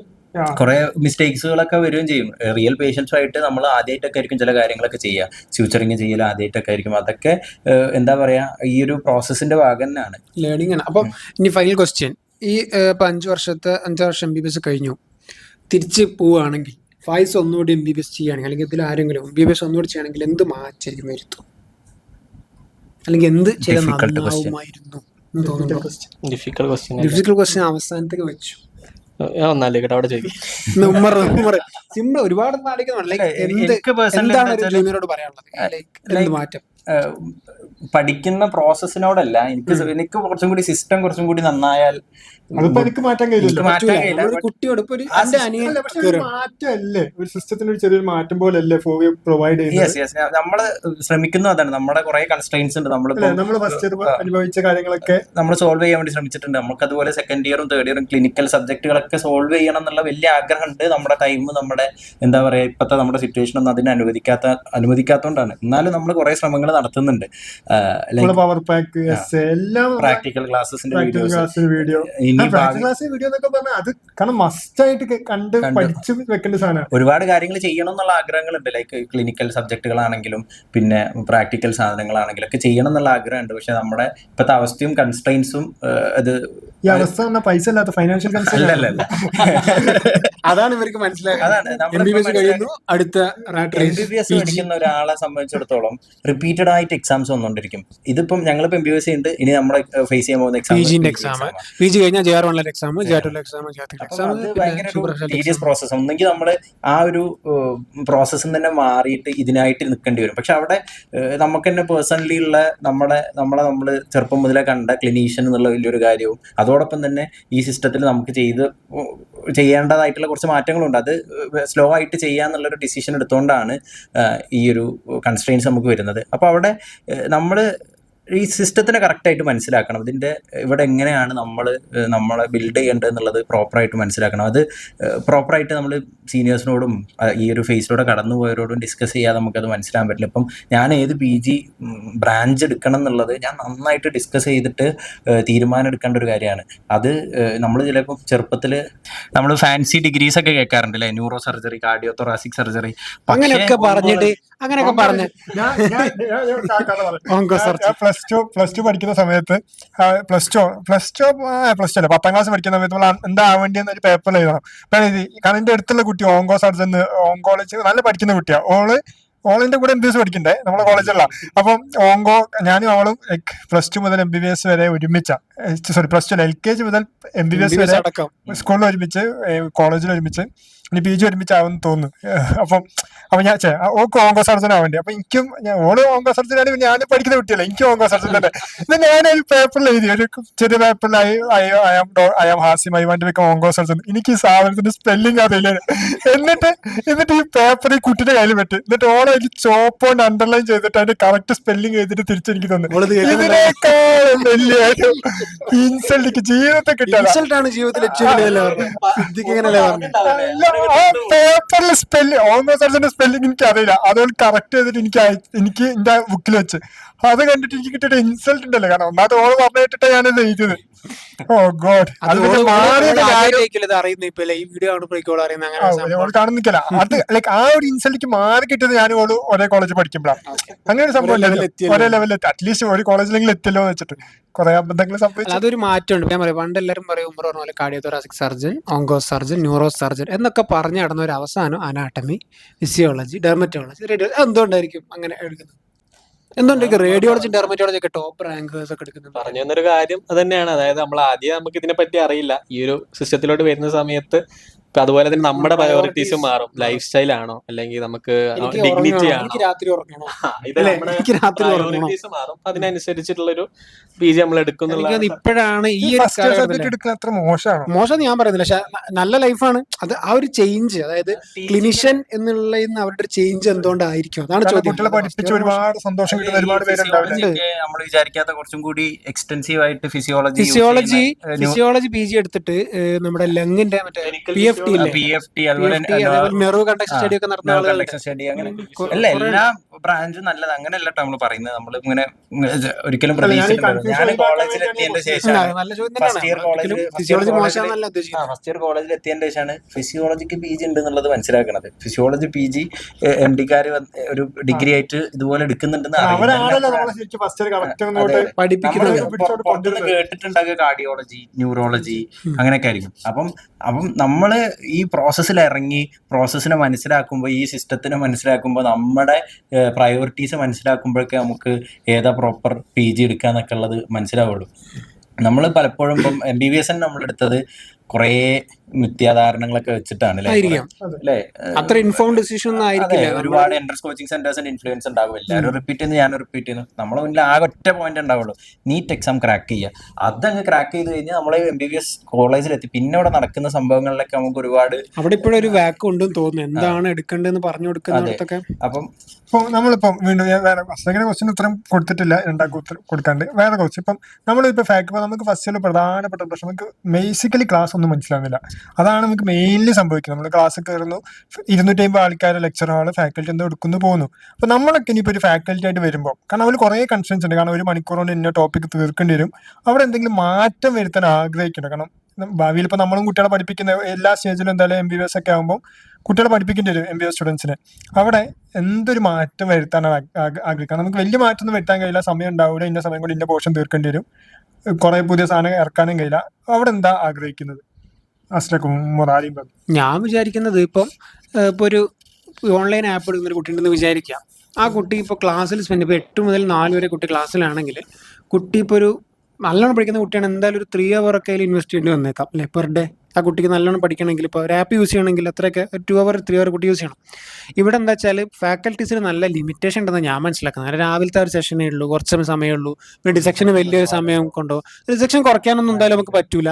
അപ്പോൾ ഇവിടെ എനിക്ക് തോന്നുന്നത് ഫാക്കൽറ്റി സ്പെൻഡ് ചെയ്യുന്ന സമയം കുറച്ചുകൂടി യൂസ്ഫുൾ ആക്കാം. ലൈക്ക് ഡെലിവറി, കണ്ടന്റ് ഡെലിവറി, ഇവിടെ സ്ലൈഡാണ്, അതെന്തെങ്കിലും ചെയ്യാൻ പറ്റുമെങ്കിൽ നല്ലത്. പിന്നെ എനിക്ക് തോന്നുന്നു കുറച്ചുകൂടി ഇൻസ്പയർ ചെയ്യിപ്പിക്കാൻ ശ്രമിച്ചാൽ ലൈക്ക് എന്താണ് വായിക്കേണ്ടത്, എന്താണ് ആ സാധനങ്ങൾ കൊടുത്തു കഴിഞ്ഞാൽ ഒരു ഡയറക്ഷൻ കൊടുക്കും. ഇപ്പൊ ഉദാഹരണത്തിന് ഇപ്പം ഫാക്കൽറ്റി ഇപ്പൊ അൾനാർനർവ് എടുത്തു കഴിയുമ്പോൾ എന്തായാലും ഇപ്പൊ നമുക്കറിയാം ഒരു ദിവസം കൊണ്ട് അൾനാർവ് തീരൂലല്ലോ നോർമലി. പക്ഷെ അതേസമയം ഒരു ഓൺലൈൻ ആപ്പിലേക്ക് ചിലപ്പോൾ 30 മിനിറ്റ്സ് കൊണ്ട് ചിലപ്പോൾ തീരും. അങ്ങനെ ആ ഫാക്കൽറ്റി എടുക്കണം എന്നില്ല. കാരണം അതൊരു അധ്യാപകനാകുമ്പോൾ അവർക്ക് അങ്ങനെ കൊടുക്കാനൊന്നും പറ്റില്ല. അവർക്ക് എല്ലാം അറിവോടെ കൊടുക്കണം, ബുക്കിലെല്ലാം പറയേണ്ടത് വന്നേക്കാം. അവർക്ക് വരുന്ന കൺസെന്റ് എന്ന് വെച്ചാൽ ടൈം ഒരു ലിമിറ്റേഷൻ അല്ലേ, അവർക്ക് അപ്പർ ലിമിറ്റ് എടുത്ത് തീർക്കാനായിരിക്കും അങ്ങനെ ഉണ്ടാവും. നമ്മളിപ്പോ ഒരു അതാണ് ഓൺലൈനില് ടൈം എടുത്തിട്ട് ഒരു 45 മിനിറ്റ് കൊണ്ട് അൾനാർനർവ് എടുക്കുന്നുണ്ടെങ്കിൽ അവർക്ക് ആ ഒരു മൊത്തം സമയം കൂടെ ഹാൻഡ് മൊത്തം ഒരു ദിവസം. അവർക്ക് ഒരു മണിക്കൂർ. അപ്പൊ പലപ്പോഴും ഫാക്കൽറ്റീസിന് എന്താ ചെയ്യാൻ പറ്റുള്ളൂ, ഓവർവ്യൂ തരാനേ പറ്റുള്ളൂ. ഇപ്പം പലപ്പോഴും ക്ലാസ് നടക്കുമ്പോൾ സ്ലൈഡ് അതേപോലെ ചെയ്തെടുക്കുന്ന കുട്ടികളുണ്ട്. അവിടെ ഡയറക്ഷൻ, ലാക്ക് ഓഫ് ഡയറക്ഷൻ ആണ് പ്രശ്നം. ഫാക്കൽറ്റി പറയണം, ഓക്കെ ഞാൻ ഇന്ന് അപ്പർ ലിമിറ്റ് നെർവാണ് എടുക്കുന്നത്, നമുക്ക് ഇങ്ങനെ 3-4 നെർവുണ്ട്, അൾനാറും മിഡിൽ മെയിൻ 4 നെർവുകളുണ്ട്. ഈ ഇപ്പൊ ടെക്സ്റ്റ് ബുക്കിൽ ഈ 4 നെർവുകൾ നിങ്ങൾ നോട്ട് ചെയ്ത് വെക്കുക. ഈ 4 നെർവിന്റെ ഇന്ന ഹെഡിങ്സ് ആണ് നിങ്ങൾ കവർ ചെയ്യേണ്ടത്, അതിന് ഇത്ര കാര്യം. ആ ഡയറക്ഷൻ കൊടുത്താൽ കുറച്ചുകൂടി നല്ലതാവും. എന്നിട്ട് വേണമെങ്കിൽ കുറച്ചുകൂടി അങ്ങനെല്ലാം കുറച്ചുകൂടി നമ്മൾ വിഷ്വലൈസ് ചെയ്യുന്ന, ഡയറക്റ്റ് വിഷ്വലൈസ് ചെയ്യുന്ന സാധനത്തിന്റെ ക്ലിനിക്കൽ ആസ്പെക്റ്റും കൂടി പറഞ്ഞു കൊടുത്തിട്ട്, ഇപ്പൊ നമ്മൾ മേജർ നെർവ്സ് ഒക്കെ ഡിസെക്ഷന്റെ സമയത്ത് തന്നെ ഉണ്ടാകും. അപ്പം അത് ആ ഓൺ ടേബിൾ കുട്ടികൾക്ക് പറഞ്ഞു കൊടുക്കുമ്പോൾ കുറച്ചും കൂടി അതെ കൂടുതൽ ഡീറ്റെയിൽസ് ഡിസെക്ഷൻ ഹാളും തിയറിയും ഒരുമിച്ച് കൊണ്ടുപോവാണെങ്കിൽ കിട്ടില്ല. അതാണ് അൾട്ടിമേറ്റ് അനാട്ടമിയുടെ. അത് കുറെ വരുന്നുണ്ട് തോന്നുന്നു NMC കരിക്കുലം ഡിസൈൻ ചെയ്തിട്ട് തിയറി ക്ലാസ്സിലേക്ക് പറഞ്ഞ പോലെ കൊടുത്തിട്ട് ആ ക്ലാസ്സിന് നമ്മൾ പറഞ്ഞ സാധനമാണിത്. എന്നിട്ട് അവിടുന്ന് ആ ടീച്ചർ ആ ടേബിളിൽ ഒരു 15 കുട്ടികൾക്ക് ആ നെർവിന്റെ ക്ലാസ് എടുത്ത എന്ത് അടിപൊളിയായിരിക്കും. നടക്കുന്ന വെച്ചാൽ ഡിസെക്ഷൻ ഹാളിലെ 15 പേരിൽ 2 പേര് എന്തൊക്കെ കുത്തി വെട്ടുന്നു, വർക്കിൽ വർത്താനം പറയുന്നു, ടേബിളിലേക്ക് മാഡംസോ പിന്നെ കണ്ണിങ്ങാമ ഉണ്ടാവും. കണ്ണിങ്ങാമ പലപ്പോഴും എല്ലാവർക്കും വായിച്ചാൽ മനസ്സിലായിക്കോളണമെന്നില്ല. മെയിൻ ആയിട്ട് അനാട്ടമിയുടെ കാര്യത്തിൽ ഇത് രണ്ടും ഇന്റഗ്രേറ്റ് ചെയ്താൽ നല്ലൊരു ഔട്ട്പുട്ട്. തിയറി പോകുന്ന വേറെ ടോപ്പിക്കോ ഡിസെക്ഷൻ വേറെ ടോപ്പിക്കോ. ഫിസിയോളജി പക്ഷെ ഓക്കെയാണ്. അവര് ആ സമയത്ത് നമ്മൾ കുറെ കാര്യങ്ങളൊക്കെ ഐഡിയ മനസ്സിലായി. പിന്നെ എന്താ വെച്ചാൽ കുറെ പുതിയ ടേംസുകൾ ഒരു കുട്ടി കേൾക്കുമ്പോൾ അത് ഭയങ്കര ഡിഫിക്കൽട്ടാണ്. നമുക്കൊക്കെ പുതിയ എന്താ പറയാ അസെൻഡിങ് പാത്ത്, ഡിസെൻഡിങ് പാത്ത്, ഓരോ റിസപ്റ്റേഴ്സിനെ എന്താണ് അത് എന്നുള്ളത് എന്താ വെച്ചാൽ പ്രൈമറി, സെക്കൻഡറി, കുറെ ഫാക്കൽറ്റീസ് അത് സമയമില്ലാത്തതാണ് വലിയൊരു കൺസ്ട്രെയിൻ. ഡോർസൽ ഗാംഗ്ലിയൻ നമ്മൾ എന്തുകൊണ്ട് ഫോവിയനെ സംബന്ധിച്ചിടത്തോളം ഇത്ര ഒരു വലിയ ഗ്രോത്തും ഇത്രയും ഒരുപാട് സ്റ്റുഡൻസ് ഇതിനെ യൂസ് ചെയ്തു എന്നുള്ളതിനൊറ്റ റീസൺ ഇത് നമ്മൾ ഡൈജസ്റ്റബിൾ ആക്കി കൊടുത്തു ഫോർമാറ്റിൽ ഡെലിവറി ചെയ്യുന്നു. പക്ഷെ നമുക്ക് അതൊരു കൺസ്ട്രെയിൻ ആണ്. ഒരു കോളേജിലേക്ക് എത്തുമ്പോൾ മദർ ടങ്ങിൽ കൊടുക്കുക എന്നുള്ളത് ഒരു കൺസ്ട്രെയിൻ. പക്ഷെ ഫാക്കൽറ്റീസ് പലപ്പോഴും നമുക്ക് പേഴ്സണലി പല പ്രൊമോട്ട് ചെയ്യുന്നുണ്ട്. അതിനൊക്കെ ഉള്ള ഒരു സൊല്യൂഷൻ ലൈക്ക് നോൺ മലയാളീസ് ക്യാമ്പസിൽ ഉണ്ടാകും. പക്ഷെ അതൊരു സെപ്പറേറ്റ് ഗ്രൂപ്പ് ചെയ്തിട്ടോ അല്ലെങ്കിൽ സ്മോൾ ഗ്രൂപ്പ് ഡിസ്കഷൻസിൽ മലയാളീസിന് അങ്ങനെ ഒരു സെപ്പറേറ്റ് ആയിട്ട് അങ്ങനെ കൊടുക്കാൻ പറ്റിയ കുറച്ചും കൂടി ഡൈജസ്റ്റബിൾ ഫോർമാറ്റ്. ലൈബ്രറിയിൽ നിന്ന് പഠിക്കുമ്പോൾ നമ്മൾ മലയാളത്തിൽ തന്നെയാണല്ലോ പലപ്പോഴും അങ്ങോട്ടും ഇങ്ങോട്ടൊക്കെ അത് നമുക്ക് മനസ്സിലാവില്ല. അസെൻഡിങ് പാത്ത് എന്താണെന്ന് എനിക്ക് മലയാളത്തിൽ മനസ്സിലായില്ല. പിന്നെ ഡെഫിനേഷൻ വായിക്കുമ്പോൾ എനിക്ക് സെറ്റാ, ഡെഫിനേഷൻ കറക്റ്റ് ആയിരിക്കും ഇത് ഇങ്ങനെയാണെങ്കിൽ. പക്ഷെ എനിക്ക് ആദ്യം ആ ഡെഫിനേഷൻ വായിക്കുമ്പോൾ എനിക്കൊന്നും മനസ്സിലാവില്ല. കാരണം ലാംഗ്വേജ് നല്ല ഉഷാറായിട്ടുള്ള കുട്ടികളുടെ മാർക്കിലും നല്ല വ്യത്യാസം ഉണ്ടാവാറുണ്ട്. നമ്മുടെ ക്യാമ്പസിലൊക്കെ ഇംഗ്ലീഷിൽ നല്ല പ്രൊഫഷൻ എന്താ പറയാ പ്രൊഫഷൻസ് ഉള്ള കുട്ടികളെ നല്ലതില്ലെങ്കിൽ ഒരു ബേസിക് ലെവലെങ്കിലും അത് ചിലപ്പോ നമ്മളെ ഹൈസ്കൂൾ പഠനത്തിന്റെ കാരണം ആ ടെക്സ്റ്റ് ബുക്കുകൾ വായിക്കുമ്പോൾ ടെക്സ്റ്റ് ബുക്കുകളിലെ language standard standard nevertheless furthermore എന്നൊക്കെ പറയുമ്പോ ഇതൊക്കെ എന്താ സാധനം. അങ്ങനെ ഇപ്പം എല്ലാവരും അങ്ങനെ ആവണമെന്നില്ല, എന്നാലും ഒരു ഫ്രാക്ഷൻ ഓഫ് സ്റ്റുഡൻസ് അങ്ങനെ സ്ട്രഗിൾ ചെയ്യുന്നവരുണ്ട്. അപ്പം നമ്മളൊരു സ്റ്റുഡന്റ് ഇംഗ്ലീഷ് അറിയാണ്ട് ഇംഗ്ലീഷ് ട്യൂഷനും കൂടി പോയിട്ട് അങ്ങനെയുള്ള അത് നമ്മുടെ എനിക്ക് ഹൈസ്കൂൾ പഠനത്തിന്റെ ഒക്കെ പിടിപ്പാടായിരിക്കും ആ ഒരു ക്വാളിറ്റി ഓഫ് എഡ്യൂക്കേഷൻ. കാരണം ഞാൻ നീറ്റ് UG ക്രാക്ക് ചെയ്യാന്നുള്ളത് ഒക്കെ എളുപ്പമുള്ളൊരു കാര്യമായിരിക്കും. ലൈക്ക് എളുപ്പം എന്നല്ല, ഒരു വലിയ കോമ്പറ്റീഷൻ ആണ്. പക്ഷെ അത് ക്രാക്ക് ചെയ്ത് കഴിഞ്ഞിട്ട് ടോട്ടലി ഡിഫറെന്റ് ആയിട്ടുള്ളൊരു ലൈഫാണ്. ചില ആൾക്കാരെ സംബന്ധിച്ചിടത്തോളം പ്രതീക്ഷിക്കാത്ത ലെവലിൽ അവരുടെ ലൈഫ് മാറും. ഡ്രഗ്സും മറ്റ് സബ്സ്റ്റൻസ് അബ്യൂസും കാര്യങ്ങളൊക്കെ വന്നിട്ട് മറ്റു കാര്യങ്ങളിലോട്ടൊക്കെ പോകാറുണ്ട്. അതിന് കുറെ റീസൺസ് ഉണ്ട്. അവർ ഇൻസ്പയർ ചെയ്യുന്ന ഒരു കാര്യവും ഇതിൽ നിന്ന് കിട്ടുന്നില്ല. അല്ലെങ്കിൽ അവർക്ക് വർക്ക് ചെയ്തിട്ട് പ്രോപ്പറായിട്ട് ബെറ്റർ റിസൾട്ട് കിട്ടാൻ കാരണം ഒരു വലിയ ലേണിംഗ് കർവാണ്. കുറെ ഇൻപുട്ട് ഇടേണ്ട, കുറെ കാലത്തോളം ഇൻപുട്ട് ഇടേണ്ട ഒരു പീരീഡാണ്. അപ്പൊ അവിടെ മണി എന്നുള്ളൊരു ടാർഗറ്റ് അല്ലെങ്കിൽ അങ്ങനെ ഒരു സങ്കല്പം ഉള്ളവരാണെങ്കിൽ ഇങ്ങോട്ട് വരാതെ കാണല്ലേ, വേറെ എന്തെങ്കിലും എടുത്താൽ പോരെ. ആളുണ്ട് പരിചയത്തിൽ ഇപ്പം അതായത് ഇപ്പൊ ഫൈനൽ ഇയർ പഠിച്ചുകൊണ്ടിരിക്കുന്ന ഒരു സ്റ്റുഡന്റ് എക്സാം ഒന്നും എഴുതുന്നില്ല, രാത്രി ഇരുന്നിട്ട് മറ്റേ ട്രേഡിംഗ് ആണ്. എനിക്ക് അതിനെ പറ്റി പറയാൻ അറിവില്ല, പക്ഷെ എനിക്ക് അറിയാവുന്ന കാര്യം എന്താ, ആൾ എക്സാം എഴുതുന്നില്ല, ട്രേഡിംഗ് എന്ന് പറഞ്ഞിട്ട് രാത്രി മൊത്തം ട്രേഡിങ്ങിന് സിസ്റ്റം ഒക്കെ ഓൺ ആക്കി ഇരുന്നിട്ട് രാവിലെ പകൽ മൊത്തം കിടന്നു തുടങ്ങി. അതായത് MBBS കംപ്ലീറ്റ്ലി ഒഴിവാക്കിയ പോലെ ഒരു ഫൈനൽ ഇയറിലെ ഒരു കുട്ടീനെ അറിയാം. അതുപോലെ നമ്മുടെ വിവരം പൈസ ഉണ്ടാക്കുന്നുണ്ടോ? കറസ്പോണ്ടിങ് ആയിട്ട് എന്റെ ബാച്ചിൽ തന്നെ ഒരാള് എൻട്രൻസ് പ്രിപ്പറേഷൻ തുടങ്ങി, PG എക്സാമിന് വേണ്ടി പഠിച്ചു തുടങ്ങി, പക്ഷെ പകുതിക്ക് വെച്ചിട്ട് നടക്കൂലെന്ന് തോന്നിയിട്ട് ഇപ്പൊ കംപ്ലീറ്റ്ലി ട്രേഡിങ്ങിൽ. അപ്പൊ അത് മോശമാണെന്നോ അങ്ങനെയൊന്നല്ല ഞാൻ പറയുന്നത്. നമ്മുടെ ടാർഗറ്റ് എന്താന്നുള്ളത് നമ്മള് പിന്നെ അതൊരു കണക്കിന് നല്ലതാണ്. പറ്റുന്നില്ല എന്ന് കണ്ടാൽ വേറെ എന്തെങ്കിലും എടുത്ത് പോകണ്ടല്ലോ. ശരിക്കും ഒരു ഫാക്ടർ. അതൊരു ഫാക്ടർ തന്നെയാണ്. ഇപ്പം ഞാൻ എപ്പോഴും പേഴ്സണലി 26 വയസ്സായിട്ട് ഞാൻ ഫാമിലി ഇവർക്ക് വീട്ടിൽ നിന്നൊക്കെ പൈസ ആകേണ്ട അവസ്ഥ നമുക്ക് ഉണ്ടാവാറില്ല. ശരിയാ, അത് ഒരു ഇപ്പൊ നമ്മളെ സംബന്ധിച്ചിടത്തോളം നമ്മള് ഇങ്ങനെ ഒരു പ്ലാറ്റ്ഫോം സ്റ്റാർട്ട് ചെയ്തത് നമുക്ക് വലിയൊരു അസറ്റാണ്. പക്ഷെ അതല്ലാതെ നിങ്ങളൊന്ന് ആലോചിച്ച് നോക്കുക, ഒരു 5 വർഷം MBBS പഠിച്ചു കഴിഞ്ഞ ഒരാളെ സംബന്ധിച്ചിടത്തോളം സൊസൈറ്റി അയാളെ കാണുന്നത് ആസ് എ ഡോക്ടറാണ്. ഫാമിലി സ്റ്റേബിൾ അല്ല എന്നുണ്ടെങ്കിൽ ഈ 25-26 വയസ്സുള്ള ഒരു പേഴ്സണെ സംബന്ധിച്ചിടത്തോളം അവരെന്നെ ഏൺ ചെയ്യാൻ പ്രഷറാണ്. അത് ഏൺ ചെയ്യാൻ വേണ്ടി ഇറങ്ങണം. ഏൺ ചെയ്യുന്നത് നല്ലൊരു കാര്യം തന്നെയാണ്, കാരണം ഡിഗ്രി കിട്ടിയിട്ടുണ്ട്, ഏൺ ചെയ്യാൻ ഇറങ്ങണം. പക്ഷെ അവിടെ എന്താന്ന് വെച്ചാൽ ഈ MBBS അറ്റ് പ്രസന്റ് ഇവിടെ നിൽക്കുന്ന കോമ്പറ്റീഷൻ ആണെങ്കിലും ഇവിടുത്തെ സിസ്റ്റം ആണെങ്കിലും ഇപ്പോൾ PG എന്ന് പറഞ്ഞൊരു സാധനം ഇല്ലാതെ ഇപ്പം ഒരു MBBS നമുക്ക് തന്നെ അറിയാം, നമുക്കൊരു MBBS ഡോക്ടർ എടുത്ത് നമ്മൾ കാണിക്കാം, സാധാരണ നോർമൽ ഡിഗ്രിയിൽ MBBS ഡോക്ടർ എടുത്ത് കാണിക്കാൻ പോകുമ്പോൾ നമുക്ക് കുറേ പേടി, എന്താ പറയാ, പ്രോപ്പറായിട്ട് ആ ഒരു ഇപ്പം ഒരു സർജിക്കൽ കേസ് ആകാം, അല്ലെങ്കിൽ ഒരു സ്പെഷ്യലിസ്റ്റ് കെയർ ആണെങ്കിൽ അതായത് ഡയഗ്നോസിസ് ഉള്ള ഒരു കെയർ ആണെന്നുണ്ടെങ്കിൽ ഇപ്പൊ തലവേദന എന്ന് പറഞ്ഞ ആൾക്കാർ ന്യൂറോളജി പോകുന്ന അവസ്ഥ. അതിന് വേറെ കുറെ കോഴ്സ് ഉണ്ടെന്ന് നമുക്ക് അറിയെങ്കിൽ പോലും പ്രൈമറി കെയർ ഇപ്പൊ ജലദോഷം വന്ന ഒരു ക്ലിനിക്കിലോട്ട് പോവാം, അത് MBBS ഡോക്ടർ ആണെങ്കിൽ കുഴപ്പമില്ല. പക്ഷെ അവർ സ്പെഷ്യലിസ്റ്റ് കെയർ സിസ്റ്റം അല്ല. പണ്ട് MBBS കുറച്ചും കൂടി എന്താ പറയാ ക്ലിനിക്സുമായിട്ട് എക്സ്പോഷർ കൂടുതലായിരിക്കും. നമ്മളെ സംബന്ധിച്ചിടത്തോളം സിസ്റ്റത്തിന്റെ പ്രശ്നമാകാം, അല്ലെങ്കിൽ നമ്മുടെ ഇൻപുട്ടിന്റെ ഒക്കെ പ്രശ്നം. എല്ലാരും ഇപ്പം ഞങ്ങളുടെ ബാച്ചിൽ 100 പേരുണ്ടെങ്കിൽ അതിൽ ഒരു പ്രാക്ടീസിന് ഇറങ്ങിയ ആളുകളുടെ എണ്ണം കുറവാണ്. എല്ലാവരും PGക്ക് പഠിക്കുകയാണ്. പക്ഷെ അവിടെ PGക്ക് കഷ്ടപ്പെട്ട് പഠിക്കുന്ന ആൾക്കാരുണ്ട്. അവിടെ ഒരു വലിയ ചോദ്യമാണ്. പോയിന്റ് ആണ്, ലൈക്ക് എന്താ പറയാ, ലോൺ എടുത്ത് പഠിക്കാൻ മാത്രം MBBS ഉണ്ടോ ഒറ്റ വാക്കിലില്ല. ഓൾറെഡി പ്രൈവറ്റ് മെഡിക്കൽ കോളേജുകളിൽ ലോൺ എടുത്ത് പഠിക്കുന്ന കുട്ടികളാകും. അതിനുശേഷം ഇനി PG എൻട്രൻസ് എന്ന് പറയുന്നത് അതും ഒരു മത്സരമാണ്, വളരെ വലിയൊരു റാറ്റ് റേസ് ആണ്. ആ റാറ്റ് റേസിൽ മനസ്സിൽ പോലും ഉണ്ടാവാം എന്റെ വീട്ടുകാർ എനിക്ക് വേണ്ടി ഇത്രയും പൈസ ഇറക്കിയിട്ടുണ്ട്, അതൊക്കെ ഇനി പെട്ടെന്ന് തിരിച്ചെടുക്കണം, അങ്ങനെ ഒരു തോട്ടാണ് നോർമലി വരാന്ന് പറഞ്ഞത്. അതൊരു തെറ്റാണെന്ന് നമുക്ക് പറയാൻ പറ്റില്ല. പക്ഷെ എങ്ങനെയാ ഇപ്പൊ മെഡിക്കൽ ഫീൽഡ് പെട്ടെന്ന് വെച്ച് ഉണ്ടാക്കാന്ന് പറഞ്ഞാൽ ഒരു അൺഎത്തിക്കൽ വേയിലേക്കല്ലേ പെട്ടെന്ന് വെച്ച് ഉണ്ടാക്കാന്ന് വിചാരിച്ചാൽ ഇതൊരു ലോങ് പ്രോസസ്. നമ്മളെ ഇൻപുട്ട് വളരെയധികം ആവശ്യം, അല്ലെങ്കിൽ നമ്മുടെ ക്ഷമ അത്രത്തോളം ആവശ്യമുള്ള ഒരു ഫീൽഡാണ്.